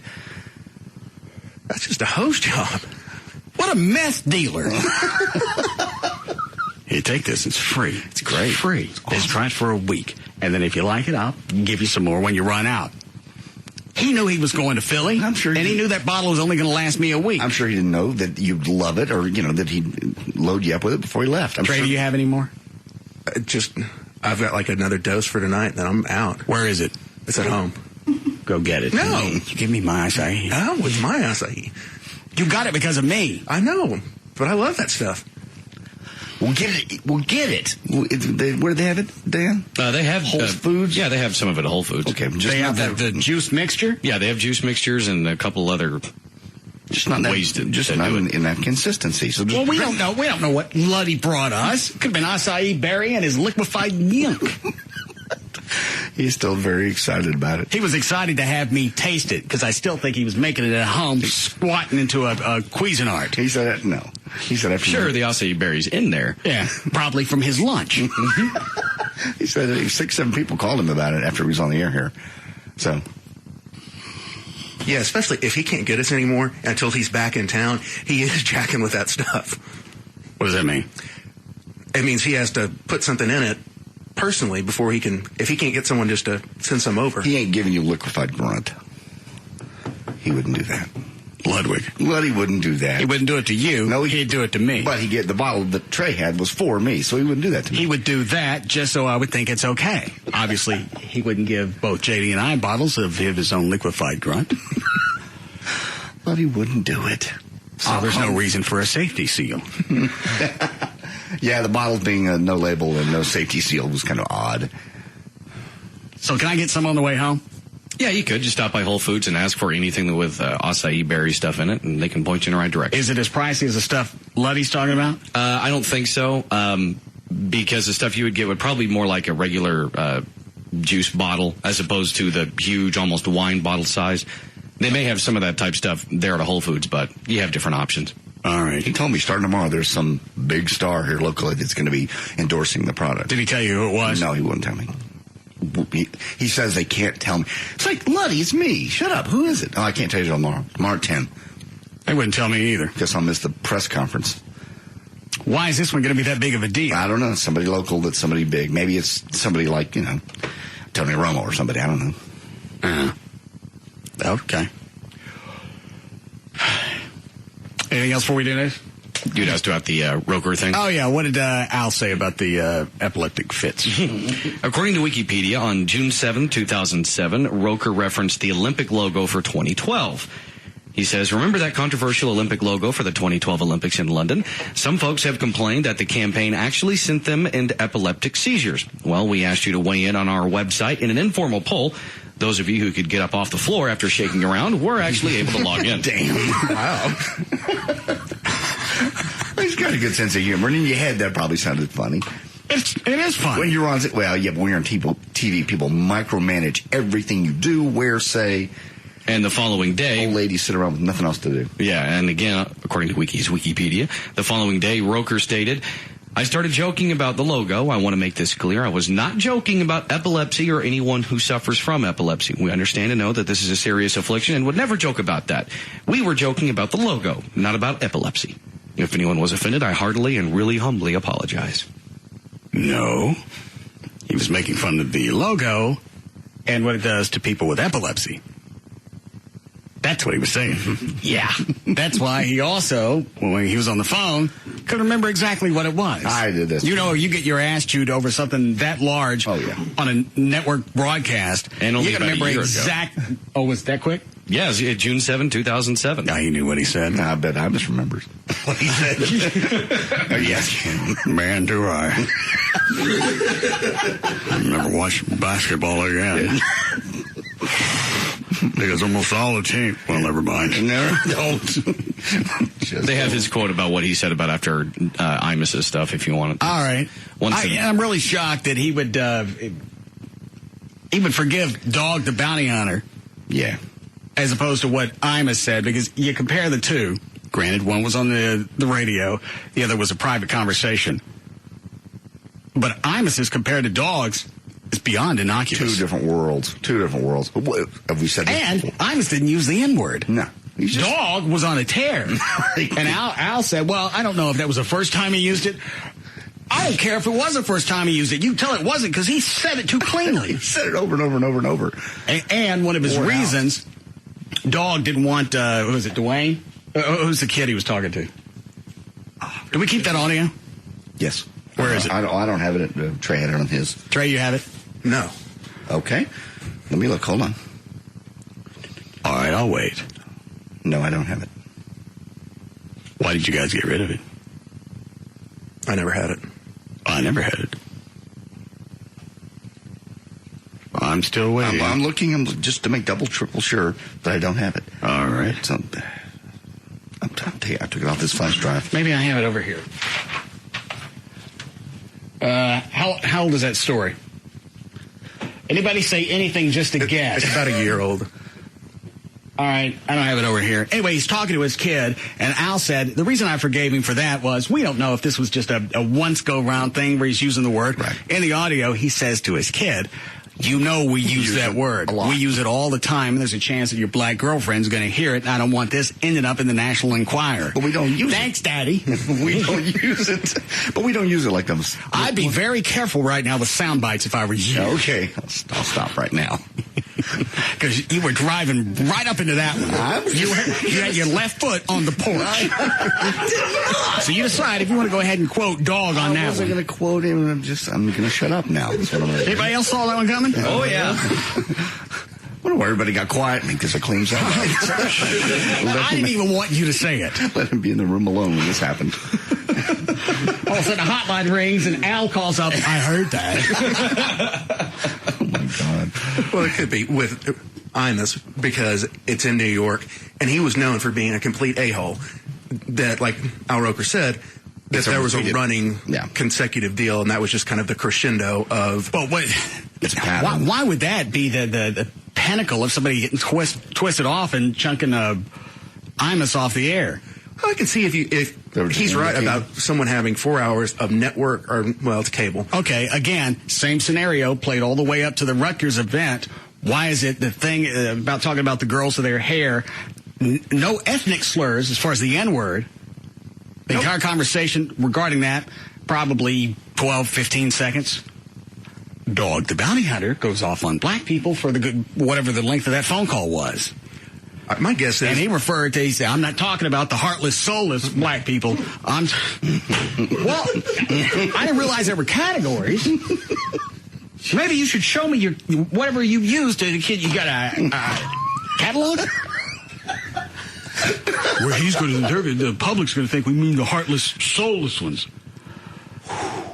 Yeah, the way you're using it, that's what I thought.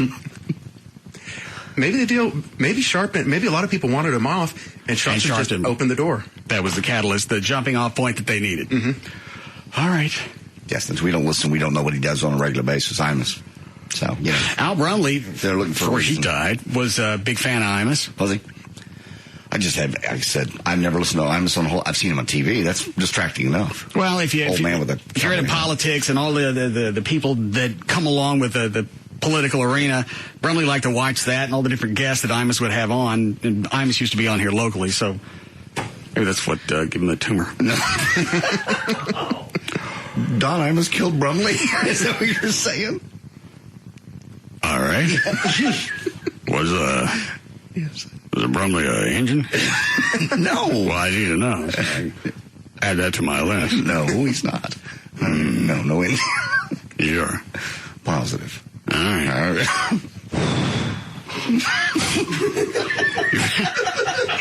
It's just scary how you have him so down. That's exactly how he talks. Even the hesitation, the whole. Obviously, there's got to be some type of attraction to that show. He's been national for, I think, 20, 30 years, and he immediately got another job. Again, syndicated. I think because it's New York, and that's that New York attitude they like. They like kind of a pissed off old man, you know. I would be syndicated. I don't think it works as well here.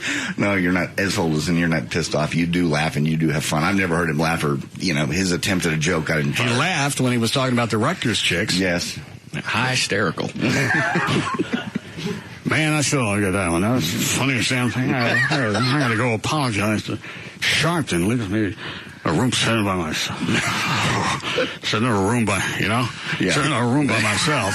He gets up and leaves, and I got all these white eyes staring at me. And they ain't in white people. No. Man, I feel like I was in a room full of lightning bugs.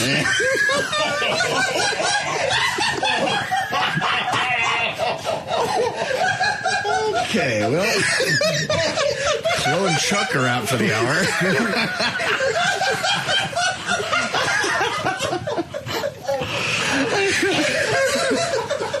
All right. I didn't really think it was going to be that funny.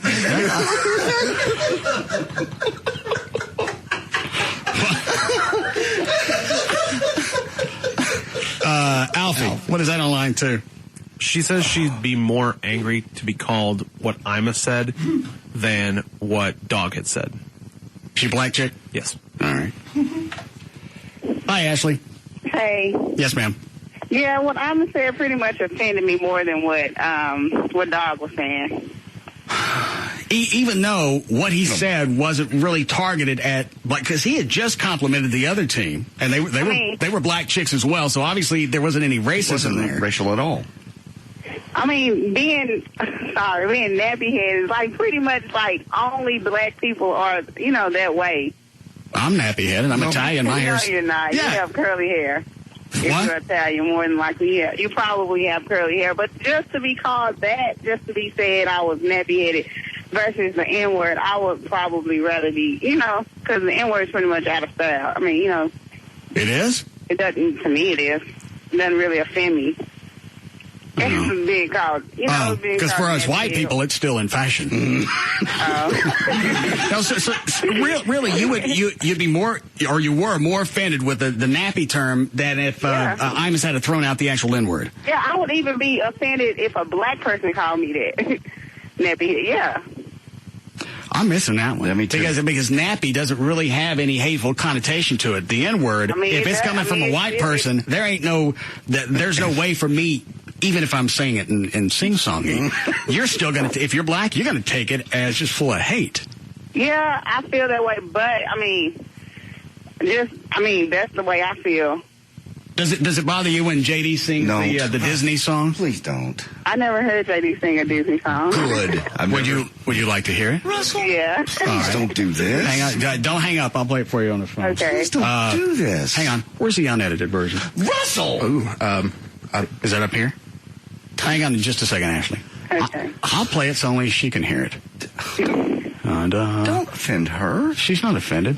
Is this going to bother you, Ashley? No, not at all. I hear y'all all the time. All right. Oh, my God. Trey, do you know who that is? Trey, that's a yes or a no? No. Okay. It may be on my flash drive, but I think I took it off just on the outside chance. Yes. Thank you. Hang on a second, Ashley. I'm looking for the unedited version. Just don't play this. Come on, we have so much other things. She'll love this. No. Yeah, she will. Please She's going to go back to loving Nappy over this one. Ashley, tell him not to play it. I want to hear it. Well, I can't find it now. I tell you what. Well, let me sing it live. Yeah, I'll sing it for a live, John. I'm never singing it again. Dan, quit staring at me. You sung it on the internet when you thought nobody was really going to hear it. You don't think black people got the internet? I know they have the internet, but I don't know why I did that. You guys talked me into that, and then you cheered me on, and everybody's laughing, so I kept going. Hey, Ashley, you know the Bare Necessity song? Oh, I heard that one. Yeah, I heard that one. Is that the one? Yeah, that's the one where he throws in. Yeah, I heard it last week. Oh. Hey, and I also got another question, and I'll hang up. Okay. Since you like Bush, do you like Bush? Oh, I hear you say good things about him. I think he's screwed up a lot over the past 7-8 years. I don't hate him like the liberals or a Democrat would. Now, what do you think about this guy that's rolling over on him? Who rolled over on Bush? His former press secretary. The one that McClellan? McClellan, yeah. Because he was talking yesterday. I taped it on DVR, but... Yeah, I saw excerpts from the book where he said that if I got it right, Bush absolutely misled the American public with I mean, doesn't that change your views about him? Well, you got to go everyone. You got to go two different ways, or you can go two different ways on this. One way would be if Bush was taking the intelligence that we gathered and took it. Who's wheezing in the mic? I'm not even on the mic. I'm over here. Hang on a second, Ashley. Breathe through your nose.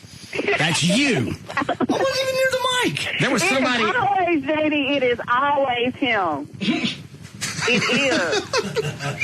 What you just mouth at her? And then when he goes to talk and you don't hear it anymore, it's always him. Wow. You got cameras in here, Sam? No, but I know it when he starts to talk. Then you don't hear it anymore. That is him. It's you. Stop mouthing that in her. I'm not mouthing anything. I gotta go, Ashley. Thank you.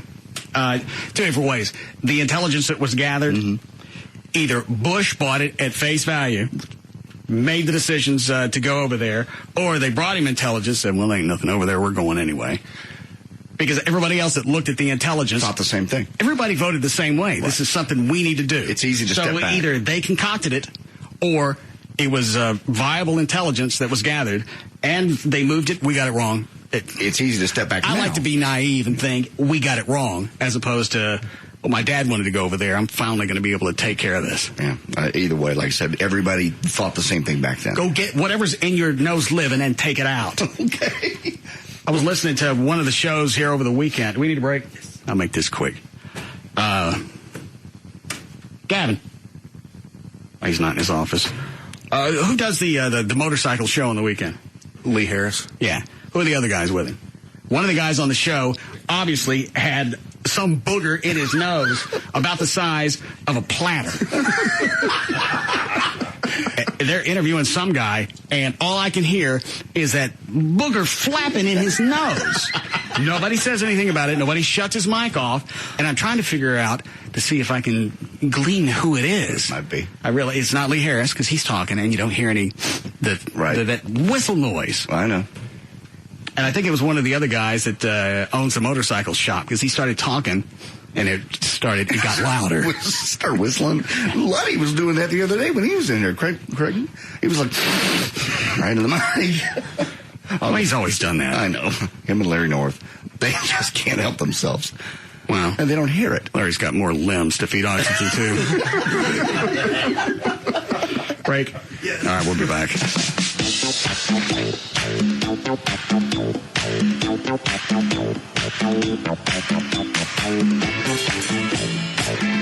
We'll be back to the Russ Martin Show.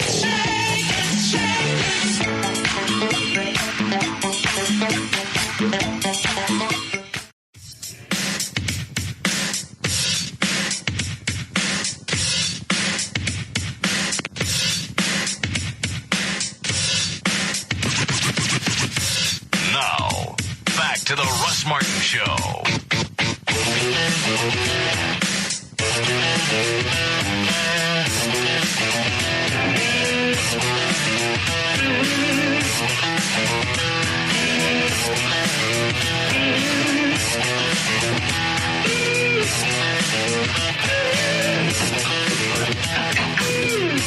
What was that noise? Somebody kicked the console. I don't know who. What? Sorry, that was me. What are you doing? I was trying not to. What are you doing? Nothing. I'm trying to stand up. Why? Because at that point in time, it wasn't that easy of a thing to do. I was trying to get up to the console and not fall down. Are you hungover? Just a little. There's a stool right there. I was thinking about getting that. That would be prudent. Yeah.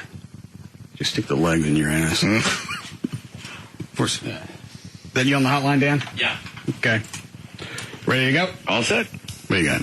All right. Traffic is brought to us by Kaufman Tire and Lone Star Overnight in Dallas. 635 westbound at Marsh Lane. There is an accident. That one's actually on the right shoulder and then has you backed up to Hillcrest Road. Also in Dallas, I-30. Don't do it. I-30 eastbound at 2nd Avenue, there's an accident, and that has you backed up to Good Latimer. That's actually on the Apex there. And in Carrollton, still having trouble with the earlier truck fire there on the George Bush Turnpike westbound at Old Denton Road. Quit doing it, I see you. Anyway, that's still going on, and that has you backed up to McCoy Road. I'm Dan O'Malley on the Russ. Don't throw that! Ah! Joe. All right, thanks, Dan. 72 for the low tonight. Going to be near 100 tomorrow again. Very hot all week. We have 96 now at Live 105.3. Those are pokey. Yeah. You set Chuck's shirt on fire. Is that a new shirt? Yeah. Oh, well, obviously I'm on a roll. I'm knocking out windshields. How much was the shirt? $1,500. I give you $1,500 for that shirt. I'm going to go bust out your truck windshield. I will be. Trey, what was the audio you were digging up during the break? I'm this. We were talking about him earlier. He put his foot in his mouth again. Again. And it's pretty bad. In fact. Did he drop the N-word? No, but he... it's worse than the first one, in my opinion. Yeah. Is it really? Yes. Where is it? Daily Audio under Imus Pac-Man. Grab on with something. Well, don't sell this too hard. If it's not, unless he drops the N-word, it can't. He doesn't. All right.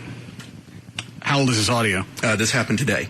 He's talking about the Cowboys signing Adam Pac-Man Jones. It must have just hit the internet. I had it 3 times in the last 10 minutes. People have been sending me the link. All right. Oh, defensive back Adam Pac-Man Jones. Recently signed by the Cowboys. Here's a guy suspended all of 2007 following that shooting at a Vegas nightclub. Well, stuff happens. You're in a nightclub, for God's sake. What do you think's going to happen at a nightclub? People are drinking, are doing drugs. Yeah. There are women there, and things happen all the time in a nightclub. If you got women and drugs and guns, yes, obviously somebody needs to be shot. Because why? Don, you're still talking. All right. You need to stop. People have guns. So anyway, go ahead. Well, he's been arrested 6 times since being drafted by Tennessee in 2005. What color is he? He's African American. Oh, well, there you go. Okay. Now we know. Well, yeah. Man, wild and long faces. All of a sudden, it looks like a going away party or something. Because I've seen one of those before. I didn't get one from CBS. No. But I got the same long faces. What happened? You. Does he go on? You can just tell the guy reading the news, there's a pause. He doesn't know where to go. He goes, man, I just unpacked. I moved in. I have deposits down. Why would you do this? Now, do they have the same producer when the whole Wutkus thing happened? No, I don't think he has the same producer. It's the same news guy, obviously. Now, the interesting thing... I'm sure it's news guy. He looked at me and went, thank God I didn't use nails this time. Double-sided sticky tape for the pictures.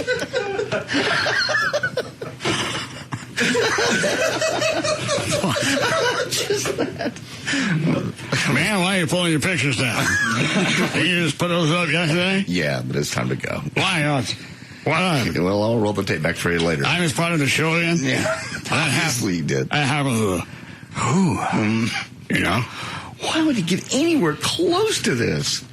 Are you sure this hasn't been edited? I'm positive. I'm looking at a couple hang on, stop. Just because it's online doesn't mean somebody didn't dick with it and release it. It's in 20 different places. And it still doesn't mean that couldn't all come from the same source. Think of the emails, the mass forward emails, Obama's Muslim boycott Exxon. Those all started someplace. I'm not saying he didn't say it. I don't let me get excited and pull my wigwam out from underneath me. This is New York Times, USA Today. It's all hitting the major publications. CBS New York. Man, why all the waving hands? We're gonna all of that, they all look like a Queen of England. Yeah, well, we're going to miss you, Don. I don't... What? Yeah, well, we'll listen back to it if you like. Yeah. Man, I just got a new hat. I bet they don't kick me off the RFD channel. Nope. We seem to be on the same wavelength with these jokes. You're safe. I bet I get some kind of farm equipment. CBS TV in New York has already contacted Reverend Sharpton. Oh, of course. Oh man. Don't tell Shiva. I don't want to go sit in that room again with those fireflies.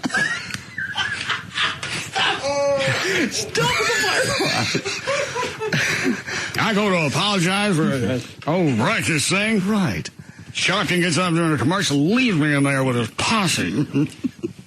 All staring at me. Well, yeah. You know, so there it made me take my hat off. That's like my security blanket. Took that off. And I got all these black people staring at me like I actually said the N-word. I was going to get in this much trouble. Yeah. I said it. So, he's on... Who's he on now? I know it's not CBS. WABC. 77 AM. Citadel Broadcasting. Bye. I'm amazed because that was in the delivery. The reason I ask, had this been edited possibly, is it sounds like there's part of the conversation we aren't privy to, you know, out of context, because he's just too flippant about it. It's almost too glib, but I just think he's like there's something we're missing. Right. No, man, that's what I meant. Nope. Well, there you go. That's why I asked. There you go. Oh, my God. Oh, defensive back Adam Pac-Man Jones. Recently signed by... Oh, that's got to be safe. Well, way away from Rutgers. Right. Gotta be no damage here. You're safe. I'm on a roll. Certainly. I'm the eye man. It happened to me twice. The Cowboys. Here's a guy suspended all of 2007 following that shooting at a Vegas nightclub. Well, stuff happens. You're in a nightclub, for God's sake. What do you think's going to happen at a nightclub? People are drinking, are doing drugs. Yeah. There are women there, and then people have guns. So anyway, go ahead. Well, he's been arrested 6 times. First of all, not all nightclubs adhere to that scenario. No. Second of all, when was the last time he was in a nightclub? 62. I happened all the time when I was hanging out with Sinatra. Good guns, drugs, women. I shot Sammy twice.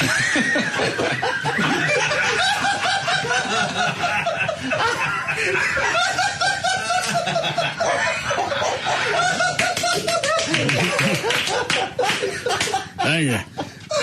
Beautiful. Man, he's a little tapper. Oh, my God.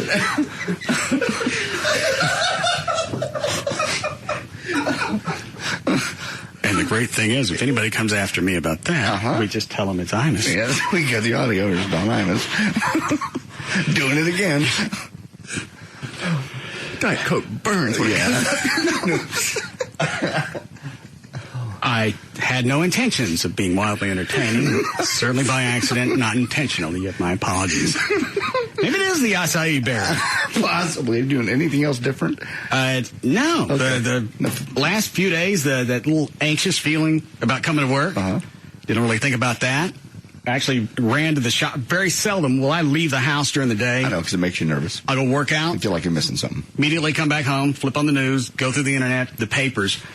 I didn't have a chance to touch any of it today. I had to get up, deal with some shop stuff, drive out, take Daryl some new business cards.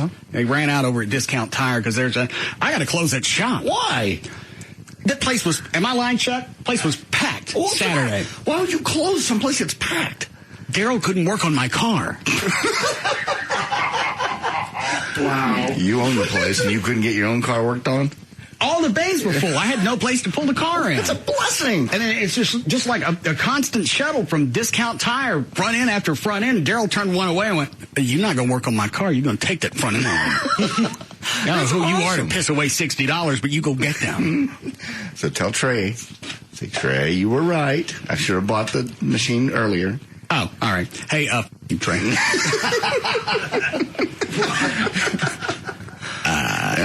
Well, that was Saturday. When I ran out there today, it wasn't that packed. Well, it's a Monday. But the front end alignment machine was still getting used. That's awesome. He said you can't get your own cars worked on. That's funny. No, it's not. Well, I took the Starsky and Hutch car out there. The AC went out. I needed some cool breeze. And I kept looking at Daryl because I got to get to these cars. No, you don't. I want to leave. I want some AC. Yeah. You guys do that because my truck needs it too. Not the police truck. AC? The police truck needs AC work. Yeah. Okay, I'll bring it up. There's everything. Because he was so busy, I had to take the the AC compressor out of the Torino myself. What a blessing. I don't know how to work on cars. But the fact is you're that busy. The shop's a success. I don't like working on my own cars. I didn't buy a shop, so that's what I could do. I understand, but that means... I just kept unscrewing bolts until it fell out. Don't do that. Don't zip tie the... I didn't put it back. I didn't put it back in. Daryl put it back in. Oh, my God. Okay. Are you getting so busy where you're going to have to hire like another mechanic? Possibly. Or I'll close. You'll close. Why would you close something that's successful? You can't. The place is full. I got a shop. I can't get my own cars worked on. That's great. That's great news. Yeah, I'm going to have to hire probably somebody specifically for Saturdays just to come in and do the front ends. Wow. Then they can just shuttle them back and forth, and then Daryl can work on my car. What is it, Close? Slap at Trey like, wow, like, yeah, you should really have thanked me. Yeah. I think that's just amazing that you're that busy. That quick. I mean, because you only had it in there, the front end alignment thing? 3 days. 3 days. Well, just the fact your shop's only been open, a month? Yeah. I mean, and you're starting to have that kind of volume business? That's amazing. Are you going to have a grand opening? No. Why? It's already open and it's over. Why? I don't know. You're right. The place is already packed on the weekends. Why have a grand opening? Most times. It just means I'm still not going to have any cool air. Well, you have a lot of money. I got to get my cars worked on. Daryl's got less time for my cars now than before we open the shop. Oh, darn. Well, you'd think I'd get a shop and I'd give him a job. He'll work on my freaking cars. You've got everybody lined up. That's wonderful. So they're sending them over from Sam's? Sam's, Discount Tire, and Walmart. Oh, brilliant. I don't know why all these places would sell tires and not one of them would have a front-end alignment machine. I don't understand that at all, especially considering the traffic you're getting. Obviously, people need it. All right. We okay, Chloe? Yes. Go back and listen. Chuck, you want to learn how to do front ends? Sure. There. You're covered for the weekend. Saturday shift. What should I pay? What do they make? What's the mechanic normally make? $50 an hour? Not to do front ends. $50 an hour for mechanic? That's not for front ends. It's a trade. No, working on cars is a trade. Uh-huh. This machine is intuitive. It's all computer and laser aligned. You pull the car up on the rack. You put reflectors on all the wheels. I guess it shoots some type of laser, calculates everything. You make the adjustments. $50 an hour. I'm not paying anybody $50 an hour. What do mechanics normally make? I had no idea. I don't either. $10.50 an hour. I like 8. I quit. How about $8 a car? Probably go through 3 cars an hour. 10. Do 10. Yeah. You're fired. Nice going. That's why I have to handle JD's contract for him. What did he say? I couldn't hear it. Back to Imus. Yeah. Oh, deep. Are there any actually news stories about this? Yes. Yeah, I'm looking at one now, WCBS TV. Yeah. That also includes the first statement from Al Sharpton. Oh, he's already weighed in on this? Is there audio or just text? It's just the text. It's a written statement. Let me guess. Oh, this is going to be a hell of a week. Well, not for me, it's not. I can't believe he did this. It's really, man, every time I get situated someplace, like back when it was 1800s, dealing with engines, you knew something bad was going to happen, they started circling around. All of a sudden now I got Eldorado circle around. Damn, man. It never ends, does it, Don? I thought I got past this. Didn't I apologize to somebody about something? You did. You apologized to the basketball team. This is not who you offended this time. Did I go apologize to that Sharpton guy? Yeah, you already apologized about what? And man, between both of us, that guy needs a hat. Looks like one of them herbal things you buy a sharper image because you grow the stuff in your house. Chip hat. I don't want to be rude. But it looks like he needs a grow light over his head. All right, what is that? What does the story say, Dan? Well, WCBS TV contacted Al Sharpton to get his thoughts, and his statement says, it has been reported to me... You're almost too excited to read this, aren't you? Yay for Imus. Sharpton says, it has been reported to me that statements were made by Mr. Imus this morning, and National Action Network has monitored his show since his return. I find the inference of his remark disturbing because it plays into stereotypes. Any use of stereotypes is always counterproductive. We will determine in the next day or so whether or not his remark warrants direct action on our part, as we did in April of last year. I.e., goodbye. Mm-hmm.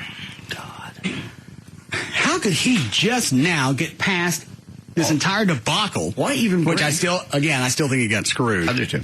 He apologized, realized that it was insensitive, but nothing really seemed to stick, like the pictures on his wall. You know, the thing with the Rutgers, women's basketball team, you could say that, oops, it was a boneheaded mistake, and he was trying to be funny, whereas, do it twice, all of a sudden...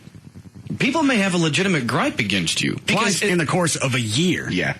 It wasn't, and like we said this before, the first one was not really racist. This one, yeah. Well, and he sets himself up to be racist, because he's the one that says, well, what color is he?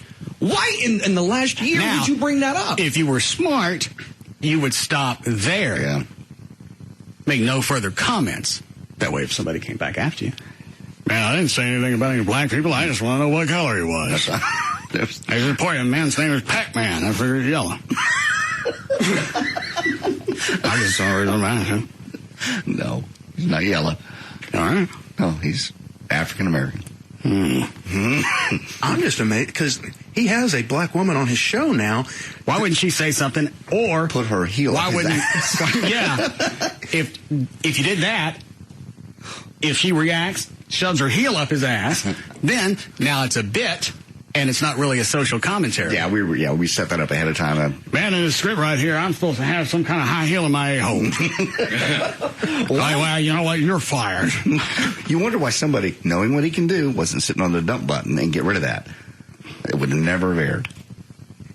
Yeah. Yes. What do you know about the new setup for Imus? Doesn't he have a lot of people down the line that are monitoring for this so they don't have a recurrence? Yeah, absolutely, including... he should, I can't confirm it, but he should have someone specifically sitting there with the button to dump any statements made like that. They should have somebody sit in a room. You get black, Asian, Indian, Taiwanese, everybody of all the races, and they all get a dump. Right. I'd be off the air for 4 hours. For me. I remember the story, and they put in like a 30-second delay with him. For the new station or the old one? The new one. WABC. Because they talked about how it was the So somebody just let this go. Just totally let this slide. How do you let that one slide? I could even see the Rutgers thing getting by, but not this. Hold on a second.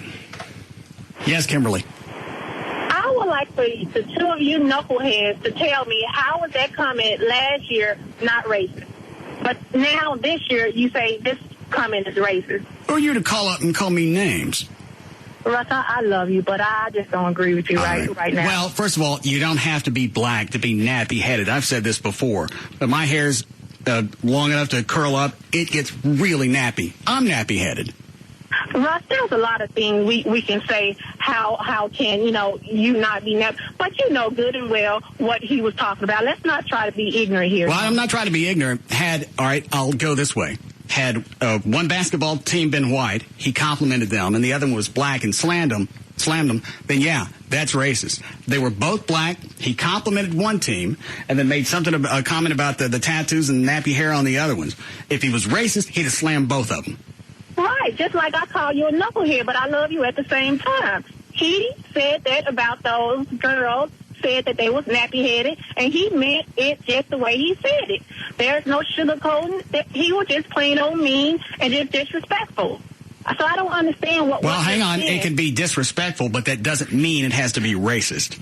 Well, it's racist. It was racist. Well, you know what? You're black, and you're going to know better, and I'm not being cute. You're going to know better than me what's going to be offensive. I think his immediate apology and he met with the Rutgers chicks even after he got fired. I think that said a lot. Again, I don't know the guy. I don't really care for him. It's funny. I'm so glad he said this. I don't know if I'm ecstatic because I'm on the acai berry juice or just the fact that I think he's a buffoon for going through this once, and now he's going to say something even more inflammatory. And this validates everything. This second go around, this just validates it. But I love you guys, Russ, and I'm going to let you go. And I just love your show. Well, you're very kind. All right, you guys have a good day. Thank you. That's Kimberly, our black listener. I think we have quite a few, actually, black listeners. What I don't get is why black people get this show. Oh, yeah. What's not to get with Imus? Well, because or is it just the fact that they're too smart to listen to Imus's show? I don't care what color you are. How you get anything out of Imus's show? I don't either. I don't know. I used to watch it on TV, and I couldn't believe it was on television. Granted, in the middle of the night, but it's boring. It doesn't go anywhere. Just an old crotchety old man. And yours has said anything you say is in good humor, and it's not mean. We make fun of ourselves too. We make fun of everybody. Yeah, we make fun of everybody. He's not. He doesn't sound like he's trying to make a joke here.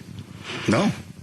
Nobody laughed. Well, yeah, I think he's trying to, but I'm out on this one. That's why I think I'm missing something. You mean you think it's been edited still? I don't know if it's been edited or there was something that was said 60 seconds prior that would give this a different meaning. I don't know. I see what you're saying. Maybe in context with something that had been said. I just can't fathom somebody being that moronic to go through this a year ago, be fortunate enough to get another job, and then to throw out, what color is he? Well, there you go.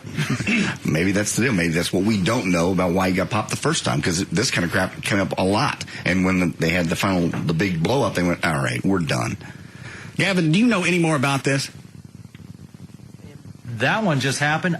My opinion is this second one that you're playing is much worse than the first. Yeah, that's what I get out of it. I just can't get a handle on why he would say something not as damning about Rutgers. Again, boneheaded, disrespectful, if you will. Sharpton blew that one out of proportion and ruined it for the Rutgers chicks. But after going through that, knowing how hard he got slapped around over that statement, to throw this one out, I don't get. It makes no sense, and like they pointed out, to have someone put on the show that's of minority, not to say something, for the producers, for the person sitting on the button, for the program director, it's almost like the delay went past and everyone's like, oh, hopefully no one will hear it. It's just New York radio.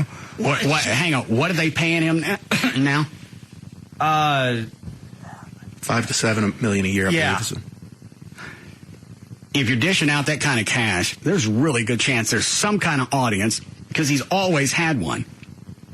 I don't know what the demos are, but if you're going to cough up that type of salary, then they know that there's going to be an audience to come along, and you know they're going to hear this. Could this be a publicity stunt? Saying because he's sick of radio now? Well, they just want exposure that he's back on the air and not firing. Yeah, weather the storm, possibly. Because I can't imagine. People. If he's got that much delay, somebody would have said. You're right. That would maybe his ratings aren't where they were when he was with CBS. You know what? We need a shot in the arm. Well, you're gonna get it. Yeah, probably not in the arm. It's coming. But if the company stands behind him, they won't pop him. And maybe what's that would be a missing part of the equation to have this make sense. And maybe that's why the black woman on the show didn't say anything, as they went to her beforehand and said, "We need some publicity. Here's where we're going. Here's where we're going." I can't imagine that happening. Wow. I hope that's not what happened. Oh, it's going to be an S storm regardless. Well, it's not an S storm if they don't fire him. What do you want, Alfie? Hold on. What? Eddie's on line 5. What does he want? He's got an idea for I Miss a Show. Hi, Eddie. What's happening, Russ? Say, man, I think he got the wrong black chick for a sidekick. I think he ought to have Pat for a side chick. Every time you mess up, man, pow! I got about 7 or 8 knocks upside my head to vouch for her, man. Thanks, Eddie. I think I'll revisit Eddie's audio. Knock that cowboy hat clean off your head. What color is he?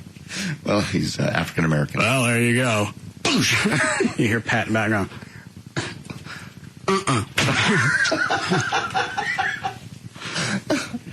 Where's Eddie's traffic audition? It was over. It's here? This one, yes.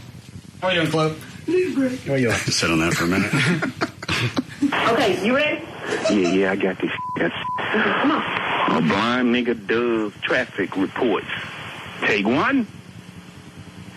Thanks, Russ. This is in Richardson. Damn. Hold on. 3, 2, 1. Thanks, Russ. This is Black Eddie and Rich. I'm not. Ow. Oh, my head's stinging. Hold on. What'd you say about Pac-Man? All right. 3, 2, 1. Thanks, Russ. I forgot. Tell me. I get it. Hold on. 3, 2, 1. Thanks, Russ. This message is brought to you by Yoda of Richardson. Go get it again. I said this when I got the audio. Originally, I thought about doing it live, just auditioning for traffic. Having him on. But all right, I'll take the pressure off. Let him record it. Do it till he gets it right. We'll piece it together. Sure. And then I got this from Eddie. We're looking at 3 times. I can't do this with you smacking me in the damn head, man. I'm trying to remember, and you keep making me forget. Oh, you gonna cry? I ain't crying, dog. I'm just 3, 2, 1. Thanks, Russ. This traffic report is brought to you by Toyota of Richardson. I can't see a damn thing. That's traffic. I'm Black Eddie.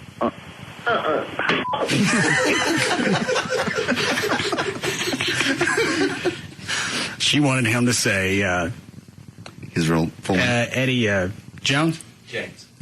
Yeah. Instead of Black Eddie. Right. Yeah, that's the only way Imus gets to keep his job is that's his new producer. Yeah. We ain't got no time for a delay. No. By Toyota of Richardson. I can't see a damn thing. That's traffic. I'm Black Eddie. Eddie, hey! This last time, dog. I'm gonna try this one damn time. I'm gonna get this. 3, 2, 1. Thanks, Russ. This message is brought to you by God damn man. Out. We'll be back to the Russ Martin Show.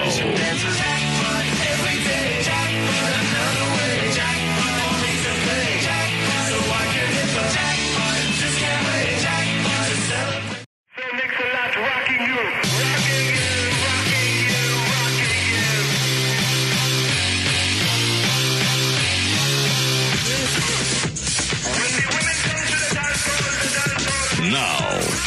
to the Russ Martin Show. I like big butts and I cannot lie.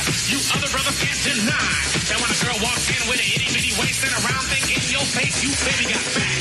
I don't know if I wasn't paying attention or you never got to it. What was Sharpton's comment in the Ima story? He basically said it had gotten back to him, and the inference is stereotypical, and that's counterproductive. And the next day or so, we will listen to it. Go back and review it. Go back and review it, and it doesn't sound like the normal reactionary response that you get from Sharpton. Well, I think it was what I think it was more metered because obviously in what he said, he hadn't heard it yet. Oh. What were you going to say, John? I was just saying normally he's a little more bold. He's more in your face, more like, we're going to get a hold of this. That's why I thought I missed it. Yeah. Which line, Alfie? Line 3. Okay. Yes, KT. Hey, what's going on, Russ? Just want to say, it's a few things I want to, say. As far as, like, Imus, you making that statement before, the lady calling in and said, he said some things that was racist, yada, yada. It could be interpreted, saying both. He sounded more arrogant or ignorant more anything else, but it could be taken as that. But at the same time... Well, hold on. Which comment? The Rutgers or this last one? Yeah, the Rutgers thing. I just turned on to you right now, and I caught on about this other thing. I'll read about it later. I'll play it again for you. And listen to it, yeah. But also at the same time, how would it feel if it be reversed? Because, I'm from California, really didn't have... There's a little racism in certain areas, predominantly Hispanic in some cases, where we can't be allowed to go without having a fight, and it's a war going on at the same time. But also, I joined the military and left, and overseas, I've been around Hispanic. You just said they were letting fight in certain parts of California. I believe that's what he said, yeah. These dudes, fight with these dudes, dig trenches, the whole nine. So, we always had a little funny jokes. We never took it to heart. I never took anything to heart. It wasn't even nothing serious.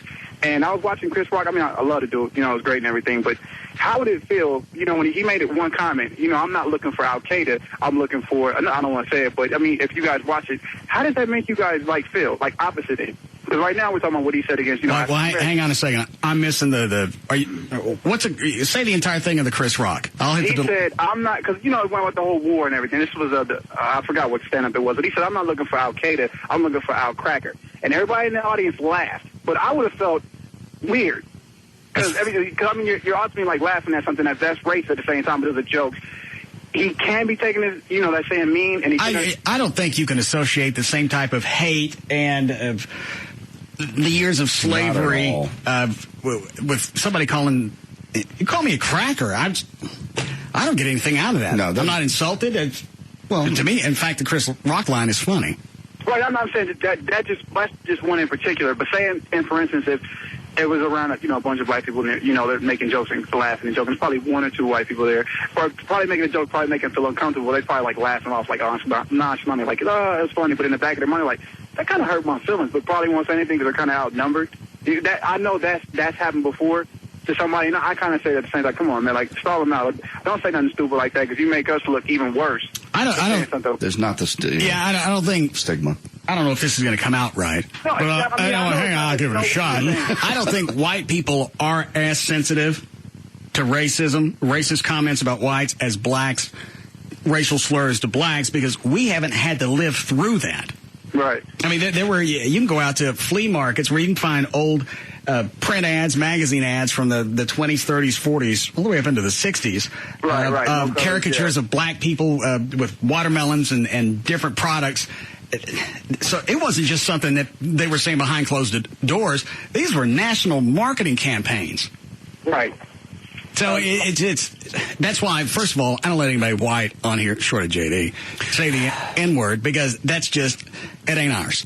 We want to say cracker, anything else, honky, wop, dago, I'm cool with that because we got those covered. Right. It's just, it doesn't have the same hate, period. Yeah, I know it's totally not the same. Trust me, I believe that being, but God willing, 29 August. I know it's no way the same, but at the same time, how is it? It's not really helping. It's like, okay. All right, I see what you're saying. Right. If you're going to eliminate the racial references against black people, then you got to do the same thing with everybody. Otherwise, it's not a level playing field. Yeah, because it's the same short of the Asians. It's the same thing with the music, man, because, I listen to hip-hop and I'm an avid listener, but at the same time, dude, we be so disrespectful to women, it's ridiculous. It's crazy how you can sit there and say one thing because that pushed the button on somebody's feelings, but you can sit there and disrespect a woman that, ultimately could be your mother, your niece, your cousin, and that's just great.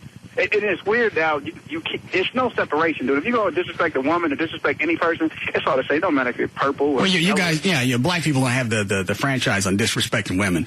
White people got the same disrespect for women. We're just too big of a pussy to put in a song. Oh, another thing. You ain't gonna stop, are you? Ain't you got no other white friends? Hey, Russ, I want you to check out. I want to check out this CD for this song for you, if you get a chance to check it out on YouTube. It's Nas. I don't know if you heard about the cat. He's a hip hop artist. He has a song. He couldn't name his title of his album. Is this the end title? Yeah, right. Yeah, we played some of that a couple of weeks ago. Okay, yeah. If you get a chance to look it on YouTube, check out his video because it's pretty. Yeah, it's pretty good because I mean he's basically saying kind of what. Get some. Yeah, go talk to some Mexicans or somebody. You wore that. I'm worn out. I'm white. He obviously doesn't get to talk much. We'll get it all out now. They wouldn't let me beat up people in certain parts of L.A. What kind of racial crap is that? I had to go into war. Yeah, he lost me there. Let me play the Imus thing for anybody that's ain't hip to this. Nothing else in the news yet. No, I keep looking. It's popping up everywhere, so. Had this been his first statement, first go round with this, and then you could say, all right, whatever's about to happen is being blown out of proportion. But you just go back and look at his timeline. It's like, dude, why would you say anything color-related unless you got some black person in the studio screaming at you nonstop? Yeah, why would you even ask if he's what color is he? Why is that a question? Because his punchline was, well, there you go. Well, then you got it coming. Oh, man, he got it coming. In this case, you got everything that happens to you coming. Last time, I disagree. And I mean, you can look on his website. He interviews sports people. He knew the answer to his question. That's what makes it even worse. He knew who Pac-Man Jones was. Man, I didn't have any idea who Pac-Man Jones was. That's why I asked. The guy's named Pac-Man. Oh, I know he's yellow, eats dots. Is he a dot eater? No, he's not. No. What kind of engines does he eat? Okay. Here we go. Oh, defensive back Adam Pac-Man Jones. Recently signed by the Cowboys. Here's a guy suspended all of 2007 following that shooting at a Vegas nightclub. Well, stuff happens. You're in a nightclub, for God's sake. What do you think's going to happen at a nightclub? People are drinking and doing drugs. Yeah. There are women there, and then people have guns. So anyway, go ahead. Well, he's been arrested 6 times since being drafted by Tennessee in 2005. What color is he? He's African American. Oh, well, there you go. Bye. Why there? Yeah, just don't even come back. Here's your paintings off the wall. What happened? You happened. I'm still standing here. Now, is he talking about he's black, so there you go, he has a gun, or he's black, that's why he keeps going from team to team? Because he can... I think that the issue was the either way, he's still going to eat it from Sharpton. I'm just trying to figure out, is it the gun, or, well, he's been drafted 6 times by different teams. Oh, you know. No, I think arrested 6 times. Let me review it again. Maybe I've missed something. I just love the fact when he first asked what color is he, you can tell this guy, that long pause, he's going, that hurt my stomach. just hearing that, I went, what are you... Shut up. Don't answer this question. Well, maybe the guy thinking... Imus is sensitive about all this, so he's going to catch me off guard with one. It worked. Oh, defensive back Adam Pac-Man Jones. Is that Pat, Eddie's wife? Or is that just a Pat? That's just a Patrick. Oh, all right. What are you thinking? I wonder if I said it. No, you didn't say it. Yes, Pat. Hey, what's happening, man? Yeah. What I don't understand is, if you're the producer of his show, why would you even bring Pac-Man Jones in a situation with Don Imus giving Pac-Man Jones' history? Well, we've talked about that, and obviously Imus talks about sports on a regular basis. This is a big story that Pac-Man had this colorful past, and the Cowboys pick him up anyway. Yeah. You can't avoid every story that has to do with a black person. You can't. Right. Well, that's not what Hold on a second. I mean, why is that, John? You can't avoid talking about football heroes. Everybody quit looking at me. You can't avoid talking. You can't avoid a whole group I believe your statement was you can't talk about sports and avoid all the black people. No, I didn't say that. I said you can't avoid doing any kind of news. And everybody step back up to the microphones. Not a chance. And never discuss. Don't turn your mic off, Dan. And never discuss black people. You just can't. I mean, you can't do a talk show, and never bring up something that had this. Oh, please do something. Help me out of this. What does that mean? It means black people are in the news. Why? They are for good things, bad things, like anybody else. What are you doing? I'm gonna read my new Popular Science. No, everybody, quit reading magazines. Help me out here. Do you want my guide to healing foods? Healing foods? Yeah.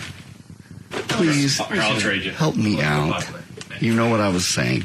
You cannot avoid. Hey, I'll repeat what you said, and then I'll give you a chance to think about it. You said you can't talk about sports and not talk about the black people. I said you can't do news and not talk about black people. They're in the news. That's not what you said. They're in the news. They're as well as in sports. They're in sports. To prevent cancer, eat more berries. God. Does it say anything about acai? Would you stop? Let me see. Dan, you're supposed to help me out. Cancer-free. I think mostly it's blueberries, strawberries. Doesn't say anything about acai. Behind the curve. All I'm saying is you're going to have a talk station. You're going to have to talk about everybody. Black, white. Chuck, play him some type of tap dance music, would you, huh? Would you stop this? Go ahead. Please, stop. You know what I meant. Prevent cancer with grapefruit. I didn't say, Chuck, don't do this. Go ahead, John. Black people are in the news. Black people are in sports. But they even... Wait a minute. They're everywhere, and you can't avoid all subjects that have to do with black people, which is what the guy was saying. Oh, dear God, Jesus Christ. I'm at Billy Bob's Saturday night. Guy walks up to me and goes, "Hey, Grand Dragon." I laughed. Well, hang on a second. Does this have anybody else? Did you go in by yourself, or was there a Jew and somebody else? There was no Jew. Well, I don't know what kind of joke you're telling. A Jew, a black guy. Walk into a bar. All right, so you're at Billy Bob's. Billy Bob's. I'm walking in, see Billing Ball, and a guy stops me and goes, "Hey, Grand Dragon." Very funny, except I turn around, there's a black guy standing right there who don't get the joke. He looked at me like, "Oh, really?" I thought he was going to punch my lights out. Here's a little social tip. Okay. Possibly. Yes. Carry with you. Yes. When somebody screams Grand Dragon, right, don't turn around and wave. Well, obviously the listener was trying to be kind. JD turns and says, "Yes, follower." No. Just any type of acknowledgement in the future. Why don't you not turn around and say hi? I don't want to be rude. It was a listener. I see. Just a little tip. I know. I knew it was a listener. And it was Billy Bob's. What are the odds? Man, this barrel's getting hot.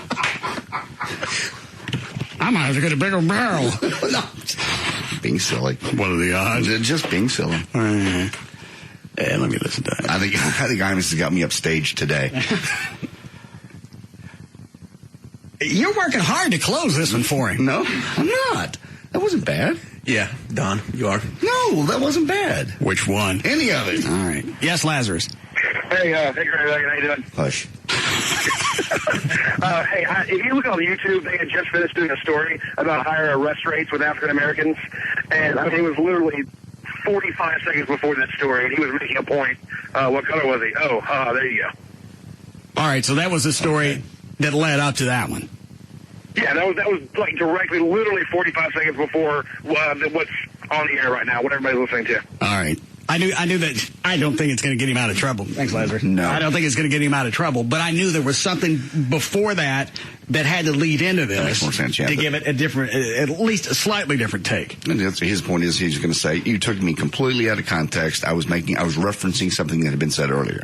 Play the whole tape." You think he would know after half a century in broadcasting that he'd mentioned that story from a minute before? I don't get it. Well, as opposed to just saying, "Well, now there you go." Giving him a clean soundbite. Then you reference that thing back, saying, "Well, it's just like that story you read just a few seconds ago." Another example of, a black man being arrested unjustly. Do you know what he's saying? No. I know where you're trying to go, but I don't understand what you're saying. Okay. Are you saying Imus's punchline should have been more than... You got to really learn to edit yourself. Imus's punchline should have been more than... Well, there you go. Right. There you go. It goes with the story you just read. Right. Is that what you're trying to tell me? Yes. Took you half a minute to get there? Well, you interrupted. I don't have anything to do with that.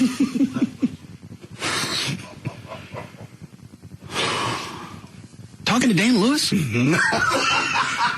Ouch. Wow. He's back in the city. You can't help but feel him. Oh, defensive back Adam Pac-Man Jones. Recently signed by the Cowboys. Line 1 for JD. Get off me. Get off me. Leave me alone. I'm just taking a call. It doesn't necessarily have to be directly associated with you. Shut up for a second. Yes, Theo.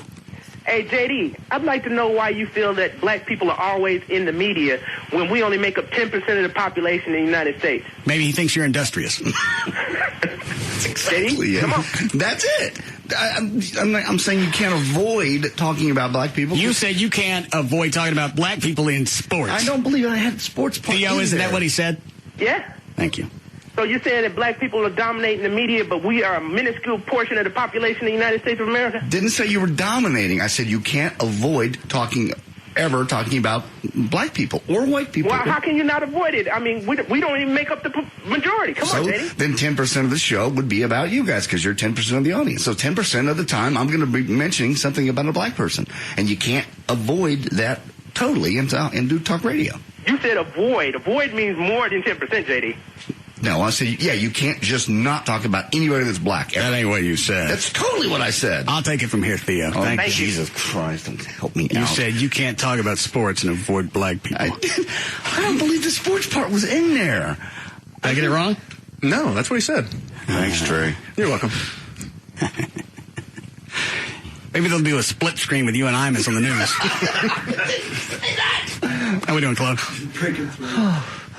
Listen to this one more time. Please. Try and cleanse the room of JD and hate. Oh, defensive back Adam Pac-Man Jones. Recently signed by the Cowboys. Here's a guy suspended all of 2007 following that shooting at a Vegas nightclub. Well, stuff happens. You're in a nightclub, for God's sake. What do you think's going to happen at a nightclub? People are drinking and doing drugs. Yeah. There are women there, and then people have guns. So anyway, go ahead. Well, he's been arrested 6 times since being drafted by Tennessee in 2005. What color is he? He's African American. Oh, well, there you go. Okay, now we know. Well, he wants to drop his nickname, Pac-Man, because he says there's too much negativity tied to it. Right. I mean, like, people aren't going to know who he is if he drops his nickname. Well, who's that new player? Man, I got a new nickname for him. No. Especially if I'm going to get fired over this. No, you don't. Dan's right. In a very verbose fashion. What Imus should have said, well, there you go. Those are the stats that you read 45 seconds ago. Sure. You can reference back to it. But that way you don't give him this soundbite. Again, I don't think it's going to get him out of Sharpton's scope. But at least you see the stream of consciousness where he was going. You can't pull this soundbite out clip because you listen to this, it just sounds totally racist. Well, and that's what I said. You would think he'd been through too much just to throw something out as bold-faced as that. Yeah. And it had nothing that led up to it. It had nothing. I knew there was more to this. I'm a genius. It had nothing to do with the story is the problem. I don't know. If you're his news director, though, don't you separate those stories? Well, not in this situation. If you're going to do a story on the percentage of blacks in the prison and the crime rate, and you follow it with the Pac-Man, if that's really your linking there, you want to keep those stories back to back. Because if you do one and then wait 2 or 3 days and do the Pac-Man, there ain't going to be no link. Again, I must be a genius. You are. Clearly. Chloe, that's where you would say, yes, you are. Well, he said it for me. And that's to go without being said. Shut up. I didn't know you were talking about it. I thought Chuck said that. I wasn't paying attention. I ain't no genius. I'm waiting for you to say it. The TV's on, the news, and... Oh, yeah. You're the genius. I thought it was Trey or Dan who said something. I'm a genius. I'm going to... Yeah, you're a freaking genius. at a Vegas nightclub. Well, stuff happens. You're in a nightclub. Well, at this point, Imus is almost defensive. Sure, people got shot. Sometimes those things happen. You got guns, you got drugs. That's why it was when I was running with a Rat Pack back in the 60s with Sinatra. A lot of guns. Oh, man, we had guns everywhere. Really? You could walk 10 feet without shooting somebody. I shot Sammy twice. I understand. I Joey Bishop by accident once. Well. He had it coming. For God's sake. What do you think's going to happen at a nightclub? People are drinking and doing drugs? Yeah. There are women there, and then people have guns. So anyway, go ahead. Well, he's been arrested 6 times since being drafted by Tennessee in 2005. What color is he? He's African American. Oh, well, there you go. Okay, now we know. Well, you can. Goodbye. Yeah. Bye. Goodbye. Hear the guy go, he's African American. I'm going to say this, but I'm going to regret it because I'm next to you. I'm sure he's looking around the room. Do I got to eat this because I'm telling him he's African American? Because I'm just reading the story. I didn't bring up what goods. I didn't set the stage. I'm just reading the news. Can I be? Please let me go. Don, I don't know what color he is. I got a clue. We still think he's yellow because he's the Pac-Man. Since being drafted by Tennessee in 2005. What color is he? He's African American. Oh, well, there you go. Okay, now we know. Well, he wants to drop his nickname, Pac-Man, because he says there's too much negativity tied to it. I mean, like, people aren't going to... Man, I tell you right now, it rose by any other name. I just going to run into that one.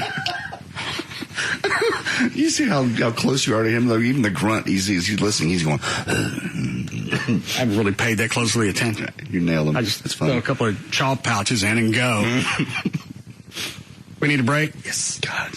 Somebody needs to just stand behind him and just slap the living crap out of him. What did you just say? Maybe that's why nobody hit the delay. They had just done that story on Black Stats. Imus follows it with that, and in their head, he's linked the two, and they don't think it's going to be that damning. Problem is, somebody pulls this for a sound clip. If you're doing a 30-minute newscast, you ain't got time to play 10 minutes of Imus. Nope, you're just going to pull this part, and this is just stupid. Being drafted by Tennessee in 2005. What color is he? He's African American. Oh, well, that explains it. David has asked me. I just told me how you do the answer for that one. African Americans. What kind of crazy news story is that? What's that? Was it breaking news?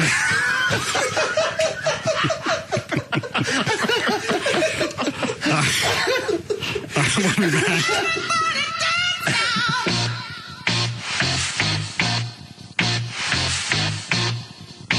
We'll be back to the Russ Martin Show.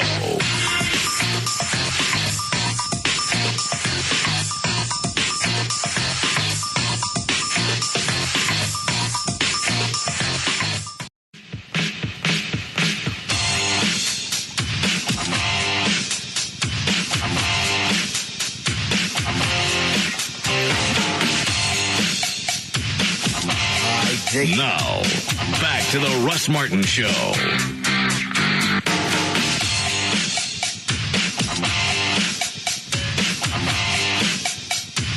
You think they'll even waste time with an apology for this go-around with Imus? Yeah. He's got to address it somehow. He can't just come back tomorrow and go, all right, back to it. Man, I ain't apologizing to anybody again. Last time I apologized, I got fired. Well, he better not go down. The guys was going to meet Al Sharpton. Better not go down Sharpton's studio. That was a screw-up. And man, look at that hair. I basically put a row light over that. In front of me in my hat, my handkerchief. Hope I don't lose that gig with the RFD channel. How bad is it when your TV career is going to RFD and you still can't hang on to that? Well, you don't know that they're going to pop him from the RFD channel? You're right. They probably applaud it. Man, I bet they give me some kind of golden pig. Hang on, let me see what I can get away with saying. What, Trey? Maybe that's why Sharpton is having a very metered response. Is he knows they are monitoring it. He knows the story that was read before, and he knows if they put everything together, it's still bad, but it's not as bad as just the sound clip that they've pulled. Yeah, but Sharpton's made a career out of going off of snippets. Yeah. Mm. And going forward without a whole story. Well, and there wasn't really anything that was mitigating that led up to the Rutgers statement to be able to go back and point. Yeah, maybe had he just gone off on a bunch of white people 30 seconds prior, calling them nappy-headed and hoes, then he might have had an out on this one. Maybe, but I don't believe he had that with the Rutgers scenario. I think he thought he was covered because he just complimented the other team, who also happened to be black. So that, he wasn't making a comment. I didn't use the N-word. I stopped using that 10, 12 years ago when I worked for that AC station. Don't contemporary them while you use it there. Not even over air supply. Why would? Never mind. That's just too much of a culture thing. But with this one, I still don't think it's going to be enough to put the two stories together. If they're talking about black stats, prisons, then they follow this with Pac-Man. They obviously knew where they were going with this. I was going to say. Why piece the two stories together? And the way it goes, you can hear he's wanting the guy to go African-American so he can make his punchline. Right. He knew what he was saying. It wasn't an accident in this case. The other one, I think he was just off the cuff, oh boy, those girls. Well, plus, I think it was a producer or somebody else in the room threw out Rutgers and the whole line before Imus got a hold of it. Yes. So Imus was just really repeating what he had heard. That still didn't get him off. As the host, it doesn't get you off. But I don't see an apology coming out of this one. How could he not? This one's blatantly racist. Everything he did before. He can go back and say, you know what? I'm going to argue his side. It's not racist because we just went through a bunch of the stats with blacks and I don't know what the numbers are. I'm going to guess 12% of the population, and they make up this percentage of the prison system. And then I throw this out. Obviously, that's not racist. That's going to be his argument. And man, I ain't apologizing for nothing ever again. I apologized till I was blue in the face. I got close. Blue in the face. I still got fired. Well, that's one. I took my hat. He did. He still got popped. Now, like I said, it'll be interesting to see what happens out of this one. Let me ask Gavin from a programming stance. Gavin. Yes. Going to throw you off here for a second. I'd like your take on this as far as a program director. Okay. Do you think there'll be an apology? You think they're even going to waste the time with it? Yes. And how would you think this would play out in light of recent activities? I think this will happen. If Sharpton reacts and causes a stir, that will cause management of Citadel to demand that he apologize to save face with advertisers, especially based on them going out and saying it was a one-time mistake. You can advertise on this program. Now they have to do some control. All right, what would be the difference between this, the Rutgers statement, of him not getting popped? Especially since this one is more inflammatory than the Rutgers statement. Oh, I think absolutely. Have I thrown you off with a programming question? No, I'm answering your question. I think absolutely there's a good chance he could get popped if it's pursued. Why did Russ come to me about this? Programming questions? It's ridiculous. I'm going to stop answering this mic. Sorry, Gavin. All right, so you think he's going to be able to weather this one? I don't, because, I just got an email from, my news director at KRLD. It just popped on MSNBC.com. Right. This thing's going to start flying. KRLD just now got wind of this? Well, no, they've had wind of it, but what I'm saying is now it's on the Associated Press. Now it's on the mainstream. That's going to hang on a second. Where'd we get it? New York Times? Various news outlets. It's been everywhere. New York Times, one of them? Yeah.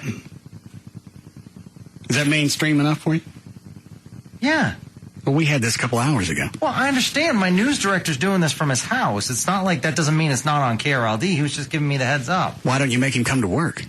He does work. He's there from 6 a.m. to 3 p.m. So news stops at 3. No, it Is that your new slogan? No, there's just no sense of competing with your show. News stops at 3. Yeah, we just stop. We just say, go listen to 105.3. But the 6 o'clock hour the next day is going to be jam-packed. No. We call it ketchup. In no way that's not the case. So who watches the news over there after 3? The guy with the rug? God. Mark Watkins, yes, he's one of the anchors. Yeah, we have a news editor. Uh-huh. Yeah, we have plenty of people over there. We have our assistant programmer. Where are they editing news? Are they actually at the station? Yes. Or are they at Wetmont? Well, people have to go home from time to time. Starbucks? Yeah. All right, let them all go home. Make no difference to me. Oh, I'm just saying. Well, you've gotten off topic now. Now I'm confused. No, I have not. What I'm trying to say is that this thing is blowing up, so there's going to be a reaction from the company. All right, we know the company will react. I don't know if Imus is going to, because it didn't get him anywhere last time. I completely agree. I would think it would be in his best interest to go on the air tomorrow and apologize. All right, he did that last time. Still got fired. Then it's now. Are you telling me Citadel's got more balls than CBS does?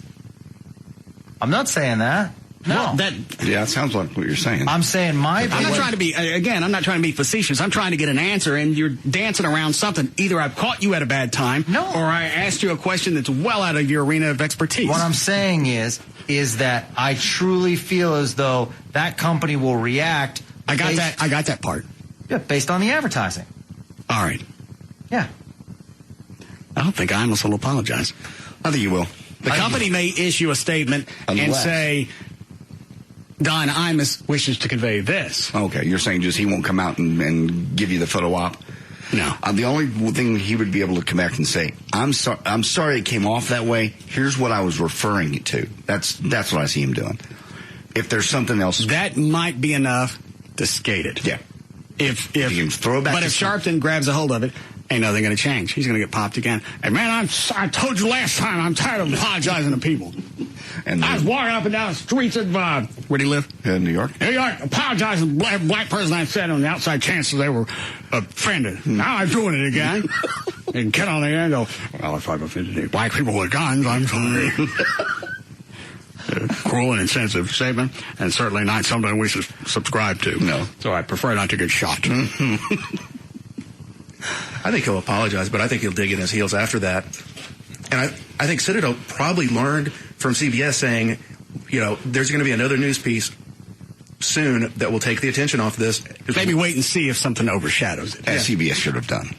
No, you don't weather some type of controversy just based on media activity. You do it because that's really the ethics that you have, or you don't. And I think with the Rutgers thing, the apology sounded sincere. Wait to see if the Rutgers girls accept it. Then you make your decision based on that. Not because you think, well, there's not going to be another big news story coming, so let's just hold off and see if something happens.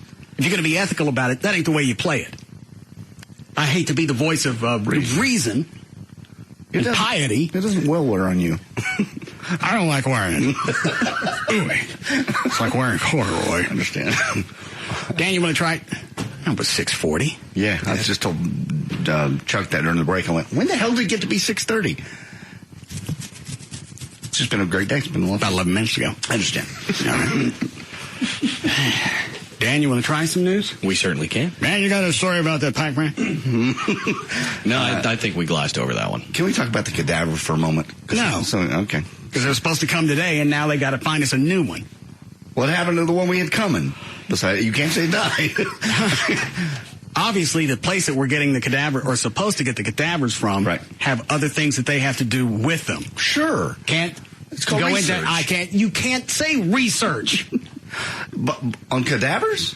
We're not saying where we got it or who's doing what with them so that we can get them. That's how we're trying to protect the people that are bringing them. Well, I wasn't referring to anybody specifically. You said research. Obviously, it's not a funeral home because I don't think they do anything to them at the funeral home short of dancing. They don't. All right, so where'd the research thing come from? I'm just saying, obviously, it's got to be someplace. I don't know, North Texas, South Texas. Somebody's doing research to have a cadaver. Otherwise, you would have a dead body. How do you know we're not getting it from a funeral home? Well, they wouldn't. After visitation. They wouldn't do that. They wouldn't take somebody's How many times have you ordered a dead body from someplace? Well, so you don't know how this process works. But you're determined to spring who's bringing it to us. I didn't think saying research would spring anybody. There's a zillion Obviously, places. You've eliminated all the funeral homes, and there aren't going to be that many places in North Texas with cadavers. Okay. Sorry, I didn't think that was busting anybody's No, you didn't bubble. think. I didn't think that was busting. you didn't think. There's a zillion places that have them. There aren't that many people, and if people are worried about it, they're going to start calling around, checking with all the research places to find out if their cadaver is either there or out with some dancing shoes. My bad. Sorry about that. The email says, never mind. Oh, no. No, I'm not going to get into it. No, you brought it up, and now ruined it. No, go ahead. What does the email say? Russ. That's all it says. You've crossed a line if you still plan on doing anything with the cadaver. A person was selfless enough to donate their body to science to help others, not to be a toy for you to play with. If somebody wants to donate his or her body to you after they die, that's one thing. But we did say last week they signed some kind of release, didn't they? Didn't we? Yeah. All right, you're off the hook. But abusing an unknown soul is... It's not abusing. Abusing is some type of sexual intervention. Wrestle them up like one of the members of KISS. That's abuse. We're not doing that. We're just going to dance with it. Okay. All right. Trey got an email think it's just over the weekend. Taste. Said, my grandfather just died, and if I find out you're dancing with him... That's funny. I think he said they even checked with a funeral home to make sure his grandfather was still there. All right? Yes. Oh, my God. I would be honored if you want to dance with my dead granddaddy. Why are you calling asking us if your granddaddy's here? Well, I want to make sure the body... You answer the question. Is he there or not? I'm surprised he would just take their word for it on a phone call. I would drive up. Of course. No, you called them up. They're going to say, oh, yeah, we donated it to this radio show for the afternoon. Don't worry. They'll take good care of it. It's coming back. It's you're going to have new shoes and a little makeup. They promised it, dressing. Did you start news? No, we did not. All right. We have time, Flo. 4 likes. All right. 6:45. Dan O'Malley's here with me. Thank you. Russ News is brought to us today by Discount Tire, where I will be this Thursday morning from 8 a.m. to 10 a.m. That's a Discount Tire in Waxahachie. Why can't you go to the one in Plano by my shop? Well, that would be enjoyable as well, but they've got me going to the one in Waxahachie at 1230 West Highway 287, Thursday morning, 8 to 10 a.m. Is that a new Discount Tire? I'm not sure. Take some of my business cards down there. I'd be happy to. Because they need front end. Tell them to send them up to Plano. Yeah. Monday, June 23rd, 2008. Birthdays today. Chico DeBarge turns 42. Randy Jackson from American Idol turns 52. Clarence Thomas, Supreme Court Justice, turns 60 today. And comedy genius, George Carlin. Did you hear about him? Yes. I figured. And this one totally was unexpected. Yeah. Because I think he just did a concert in New Orleans. I think he came through Dallas a few months ago. Yeah, he was here within the last year, I want to say. But it's weird how, you're reading the stories about, he died of heart failure, and you think about his act and how many drugs he said he's done over the years. Why am I that surprised that he's dead? I guess it's just because you don't want him to be. I think it's the fact that he's never vanished from HBO touring. He's always done it nonstop. He took a slight sabbatical. What was his wife's name, Althea? Yeah. Right after his wife died. We had him on the show when I was at the Eagle, I think about a year after his wife died. Talked a little bit about that, and we moved on. You don't think about it because he looks healthy, and you realize the drugs he's done, but the drugs that the Rolling Stones have done, they're still around. Yeah. But you just think, he looks thin, he looks healthy, he doesn't look like he's abusing alcohol currently, and he did have a heart problem. You look at his newer HBO specials, isn't really slowed down. No. A little more humped over. But the guy's 71. Yeah. And he's always kind of had that humped over look to himself when he's on stage doing his thing. Yeah. Even when you go back and watch the 7 Dirty Words thing. But from time to time back in the 70s, he'd straighten up. We didn't do any of that here recently. Yeah, but the other thing I was surprised about was I guess I had missed that he had a history of heart problems, like JD mentioned, including several heart attacks. He was also treated for, alcohol and painkillers back in 2004, but... Still, it just came as a surprise. And his first big break was making regular appearances on The Tonight Show with Johnny Carson in the 60s. But it was, of course, his stand-up routines in the 70s and 80s, and for me, even 90s and 2000s, that made his name synonymous with dark, edgy, observational humor. Now, I want to see, through all the media outlets over the next week, I want to see tributes to George Carlin. I had to suffer through Tim Russert We're still doing it this weekend, the Tim Russert thing. I didn't see that. That story, because the story came out. Are they putting Brokaw in there? Yep. That story popped. That's the permanent replacement? Through November, through the elections. Oh, hell yes. So that was the Send new... my DVR. That was the new... So Brokaw's back on weekly television, and Imus is throwing out more racial slurs. Mm-hmm. I'm not taking vacation next week. God knows what we'll miss. If something happened, I'm coming back. I'm not jacking around. How could it not happen with Brokaw? We heard him in the breaking news when he was still mumbling when he broke the Tim Russert story. Did you think things would clean up? No, it's just I can't even do Brokaw anymore. All I can think of is Imus. I'd just forgotten how bad he'd gotten and why you'd take that. And, granted, whatever it was degenerative, because in the old days he wasn't that bad. And then as time's gone by, he's getting worse and worse and worse. But I'm just surprised he's He's got a scar right here over his mouth where his cleft is. Mm-hmm. What do you call this? Cleft. Maybe that's part of it. I don't know. My cut 39 on my disc is Tom Brokaw with breaking the news about Tim Russert. Hang on. I found it. I'm Tom Brokaw, NBC News, and it is my sad duty to report this afternoon that my friend and colleague, Tim Russert, the moderator of Meet the Press and NBC's Washington bureau chief, collapsed and died early this afternoon while at work at the NBC News Bureau in Washington. Tim had just returned from a family trip to Italy with his wife, Maureen Orth, the writer, and his son, Luke. They were celebrating Luke's graduation from Boston College just this spring. Tim, of course, has been the host of Meet the... Obviously, part of this is he's rattled because they were close friends. Yeah, he still thinks he's out of breath slightly, too. But he's still blowing words that he blew. I think he mispronounced NBC Nightly News. I think it was booze. Oh, no. Good evening, it's Tom Brokaw for NBC Nightly News in New York. Tim Russert, the potato is dead.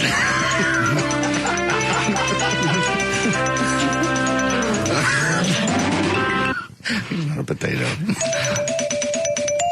He also works as bureau chief for the NBC Nightly Boost. His lovely wife, Darth Vader, and their son, Cook, just came back from Italy. Overseas. You can listen to the rest of this. Press longer than any other person in that long-running television broadcast. And he... There's television broadcast.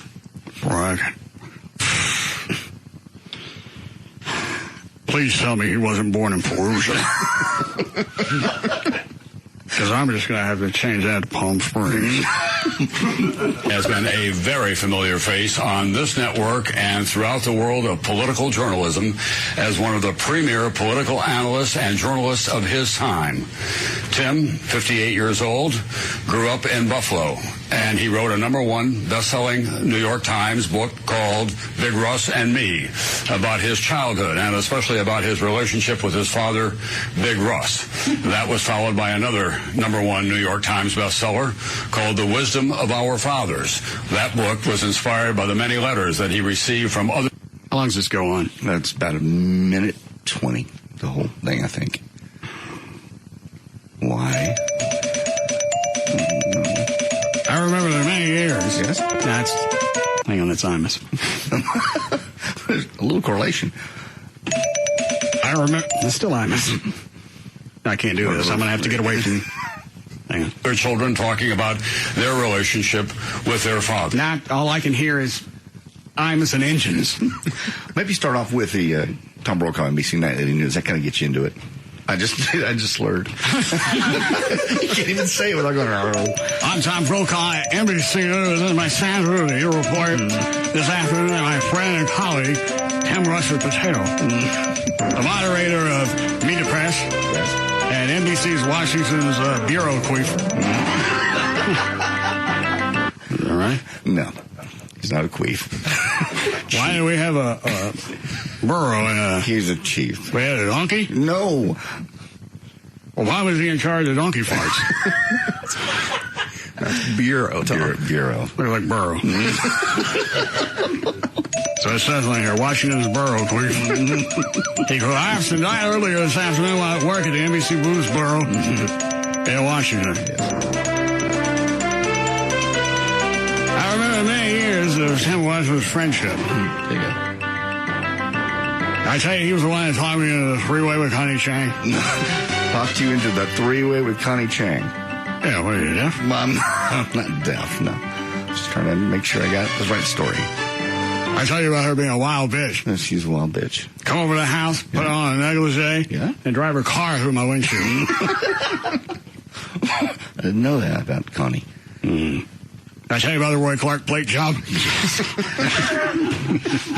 No. All right. We need a break before Lycus? All right. We'll be back.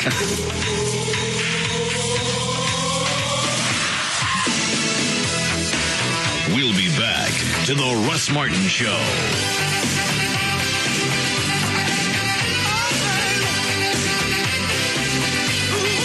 Why would you listen to anything else? The Russ Martin Show.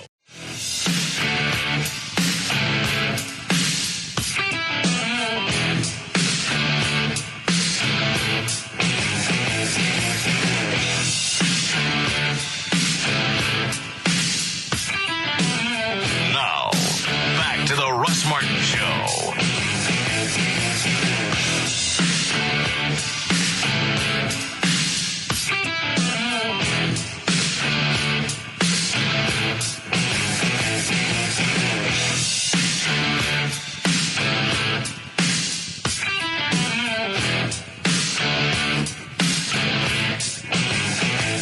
What am I missing?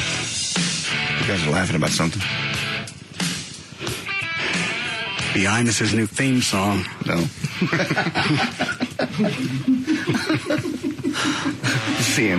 CNN just now broke this story. Just as our last break. No, why it took them so long? They probably couldn't believe it. No, you go back and check your sources. Very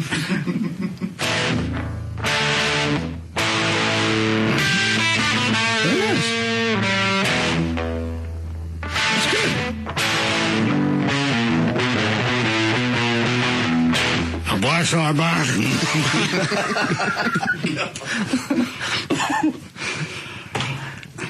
I can't get why he would let anything.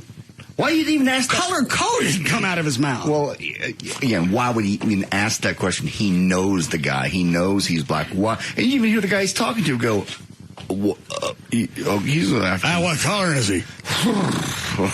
I just... what does that mean? He's Eskimo? No, he's... Try it again. There's a racehorse?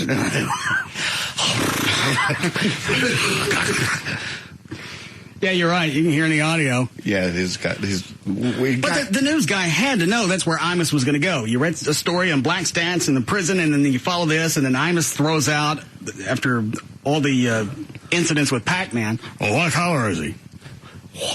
So the news guy knew that's where Imus was going to go. But I mean, he's just so amazed. Man, I don't want no part of this bit. He wouldn't just even go down that road. Why would you?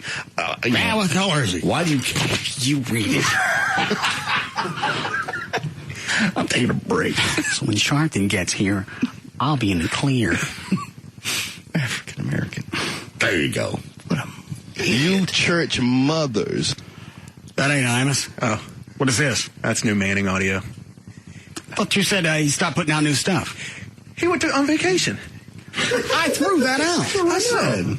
He went to Washington, D.C. Trey's sitting in his office having fits all last week. It's all old Manning stuff. I've already heard all of this. Nothing new. Quitter. This one's only a minute long. It was he's standing in front of in the National Monument, like where MLK was, and he's talking about how the black church has hoarded themselves out because of Obama. And he's doing this from Washington? Yes. Okay. Reverend Manning on the road. You church mothers who have talked in tongues, and those of you who wear white on special Sundays, you ought to be ashamed of yourself right down to between your legs and in your stockings for allowing yourself to abdicate the truth of Jesus, the 10 Commandments, the power of God, and now you're saying because he's black, we're not going to look at him critically. We're not going to hold him up to the scriptures. We're not going to hold Barack up to the scriptures and see whether or not he compares and whether or not this is what God wants. He is black, and we're going to abdicate the teachings of the Word of God. But I've told you the man is not black. His mama was a trashy woman. His mama was a 17-year-old that tried to get as many men on top of her as she possibly could. And y'all don't want to hear that as the truth, but it is. And she produced some of the trash of our generation. Well, why can he say that? I can't.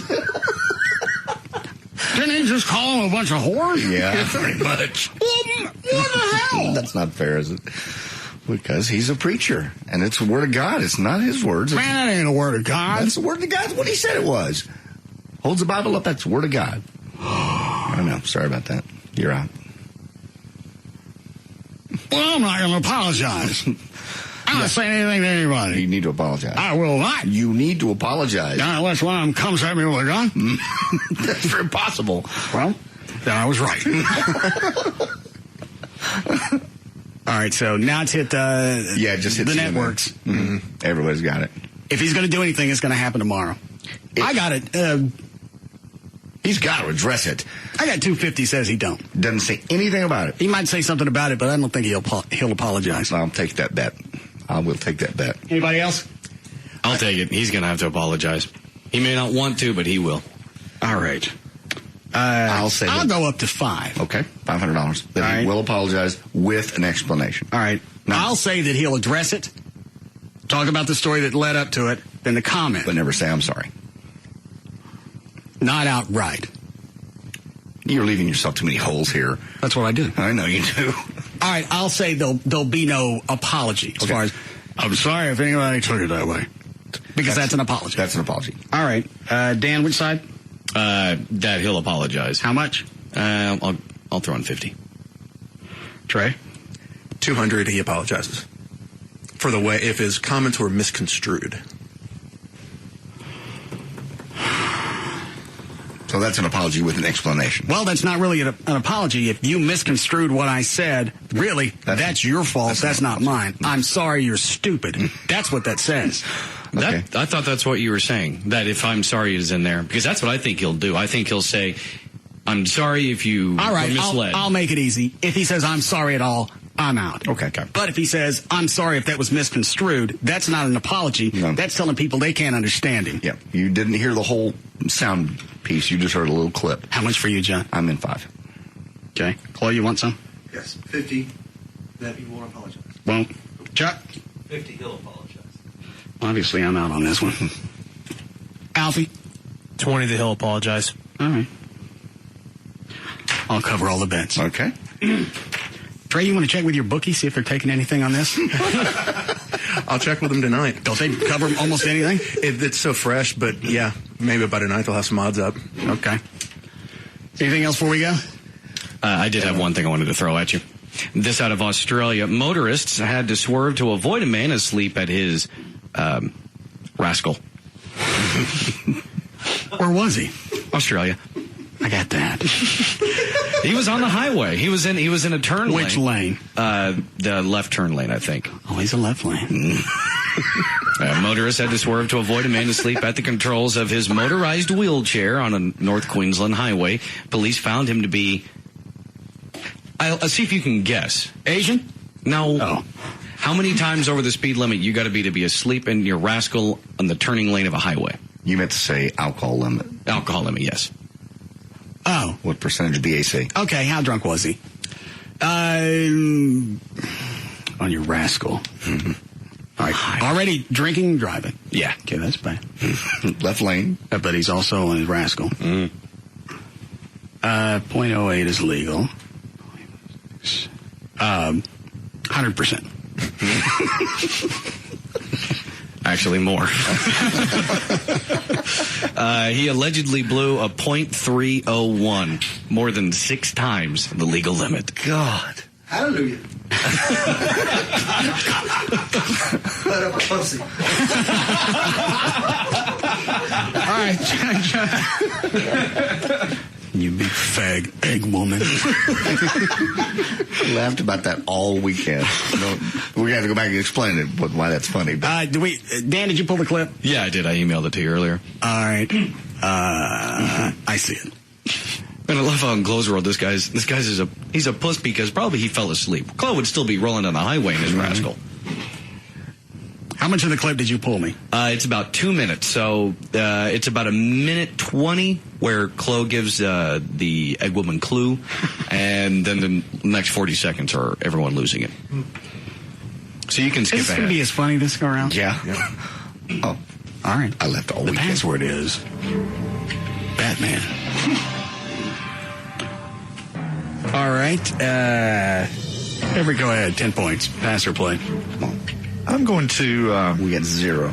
Well, we'll get 10. Here. I'm going to play. All right. Go ahead. 10 points. Boulevardier. Road. These aren't even real words. 9 points, Chloe.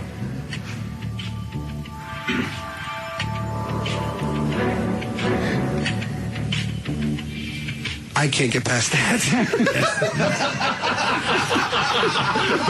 Great. That's vexing my part. What was funny is we came out of the break after all this happened. I didn't realize Trey never knew what the password was. Yeah. I played the clip. He goes, "It was Batman?" How would he know? Between whatever the hell Everett said. Great. Everett's vexing my part.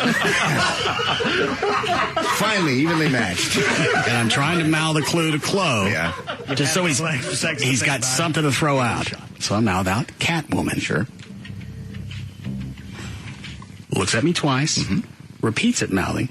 Got that little knowing look. Knowing. Thumbs up. Here we go. I'm going to save you a bit. Just for you, boss. Egg woman.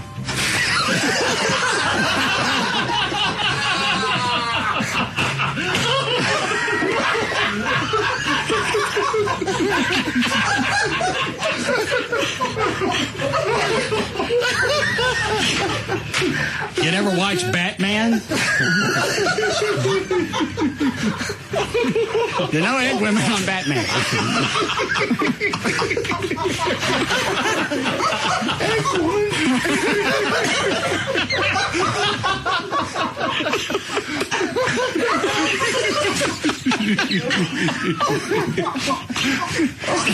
Everett, come on, me.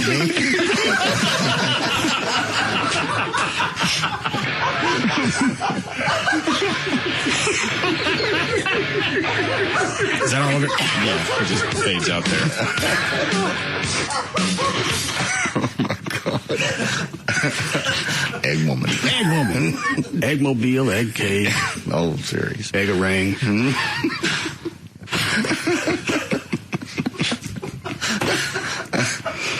You ready, Chuck? In his mind, though, it makes sense. The best thing is it came full circle because then at the end of the show, the password was egg. Chloe looks at Trey and goes, Batman.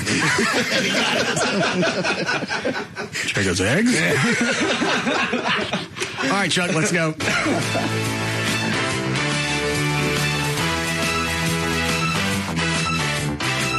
And for more information on The Russ Martin Show, including pictures, videos, and more, go to russmartin.com. To answer any questions you may ever have about the show, go to russmartin.info. To email the show and during the show only, send that to studio@russmartin.com. Other show websites, johndavidryan.com, danomalley.com, djclo.net, treytrenholm.com, and for Chuck on the keyboards, chuckwheat.com. Limo service for the show is provided by Limo George, his website, limogeorge.com. Russ gets his guitars and band equipment from the Guitar Center, their website, guitarcenter.com.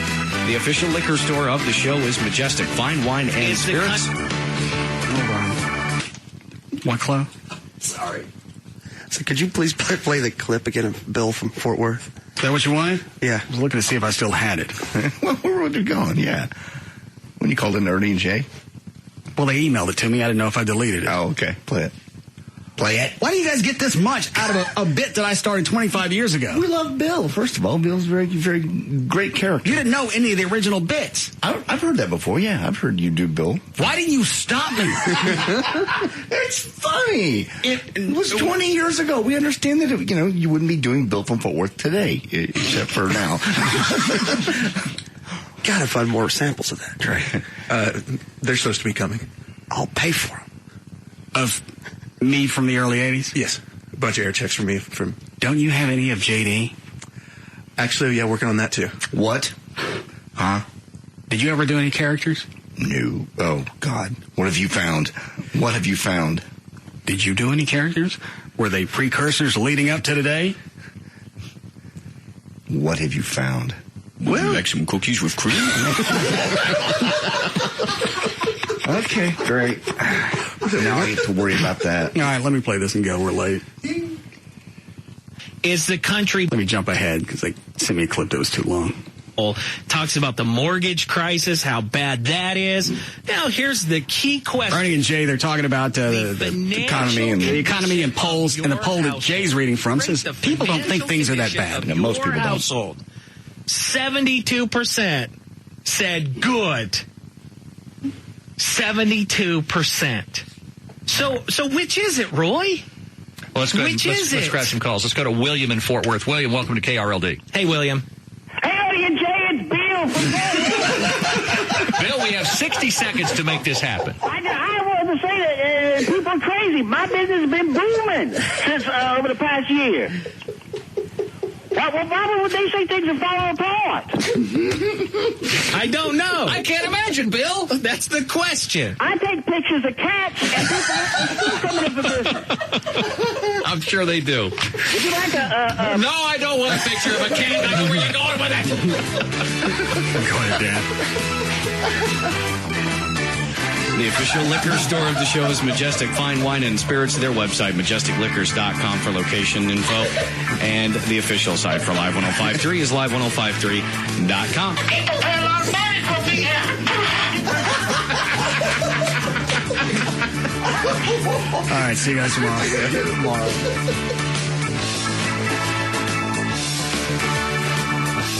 You can now listen to The Russ Martin Show anytime you want on the web at russmartin.info.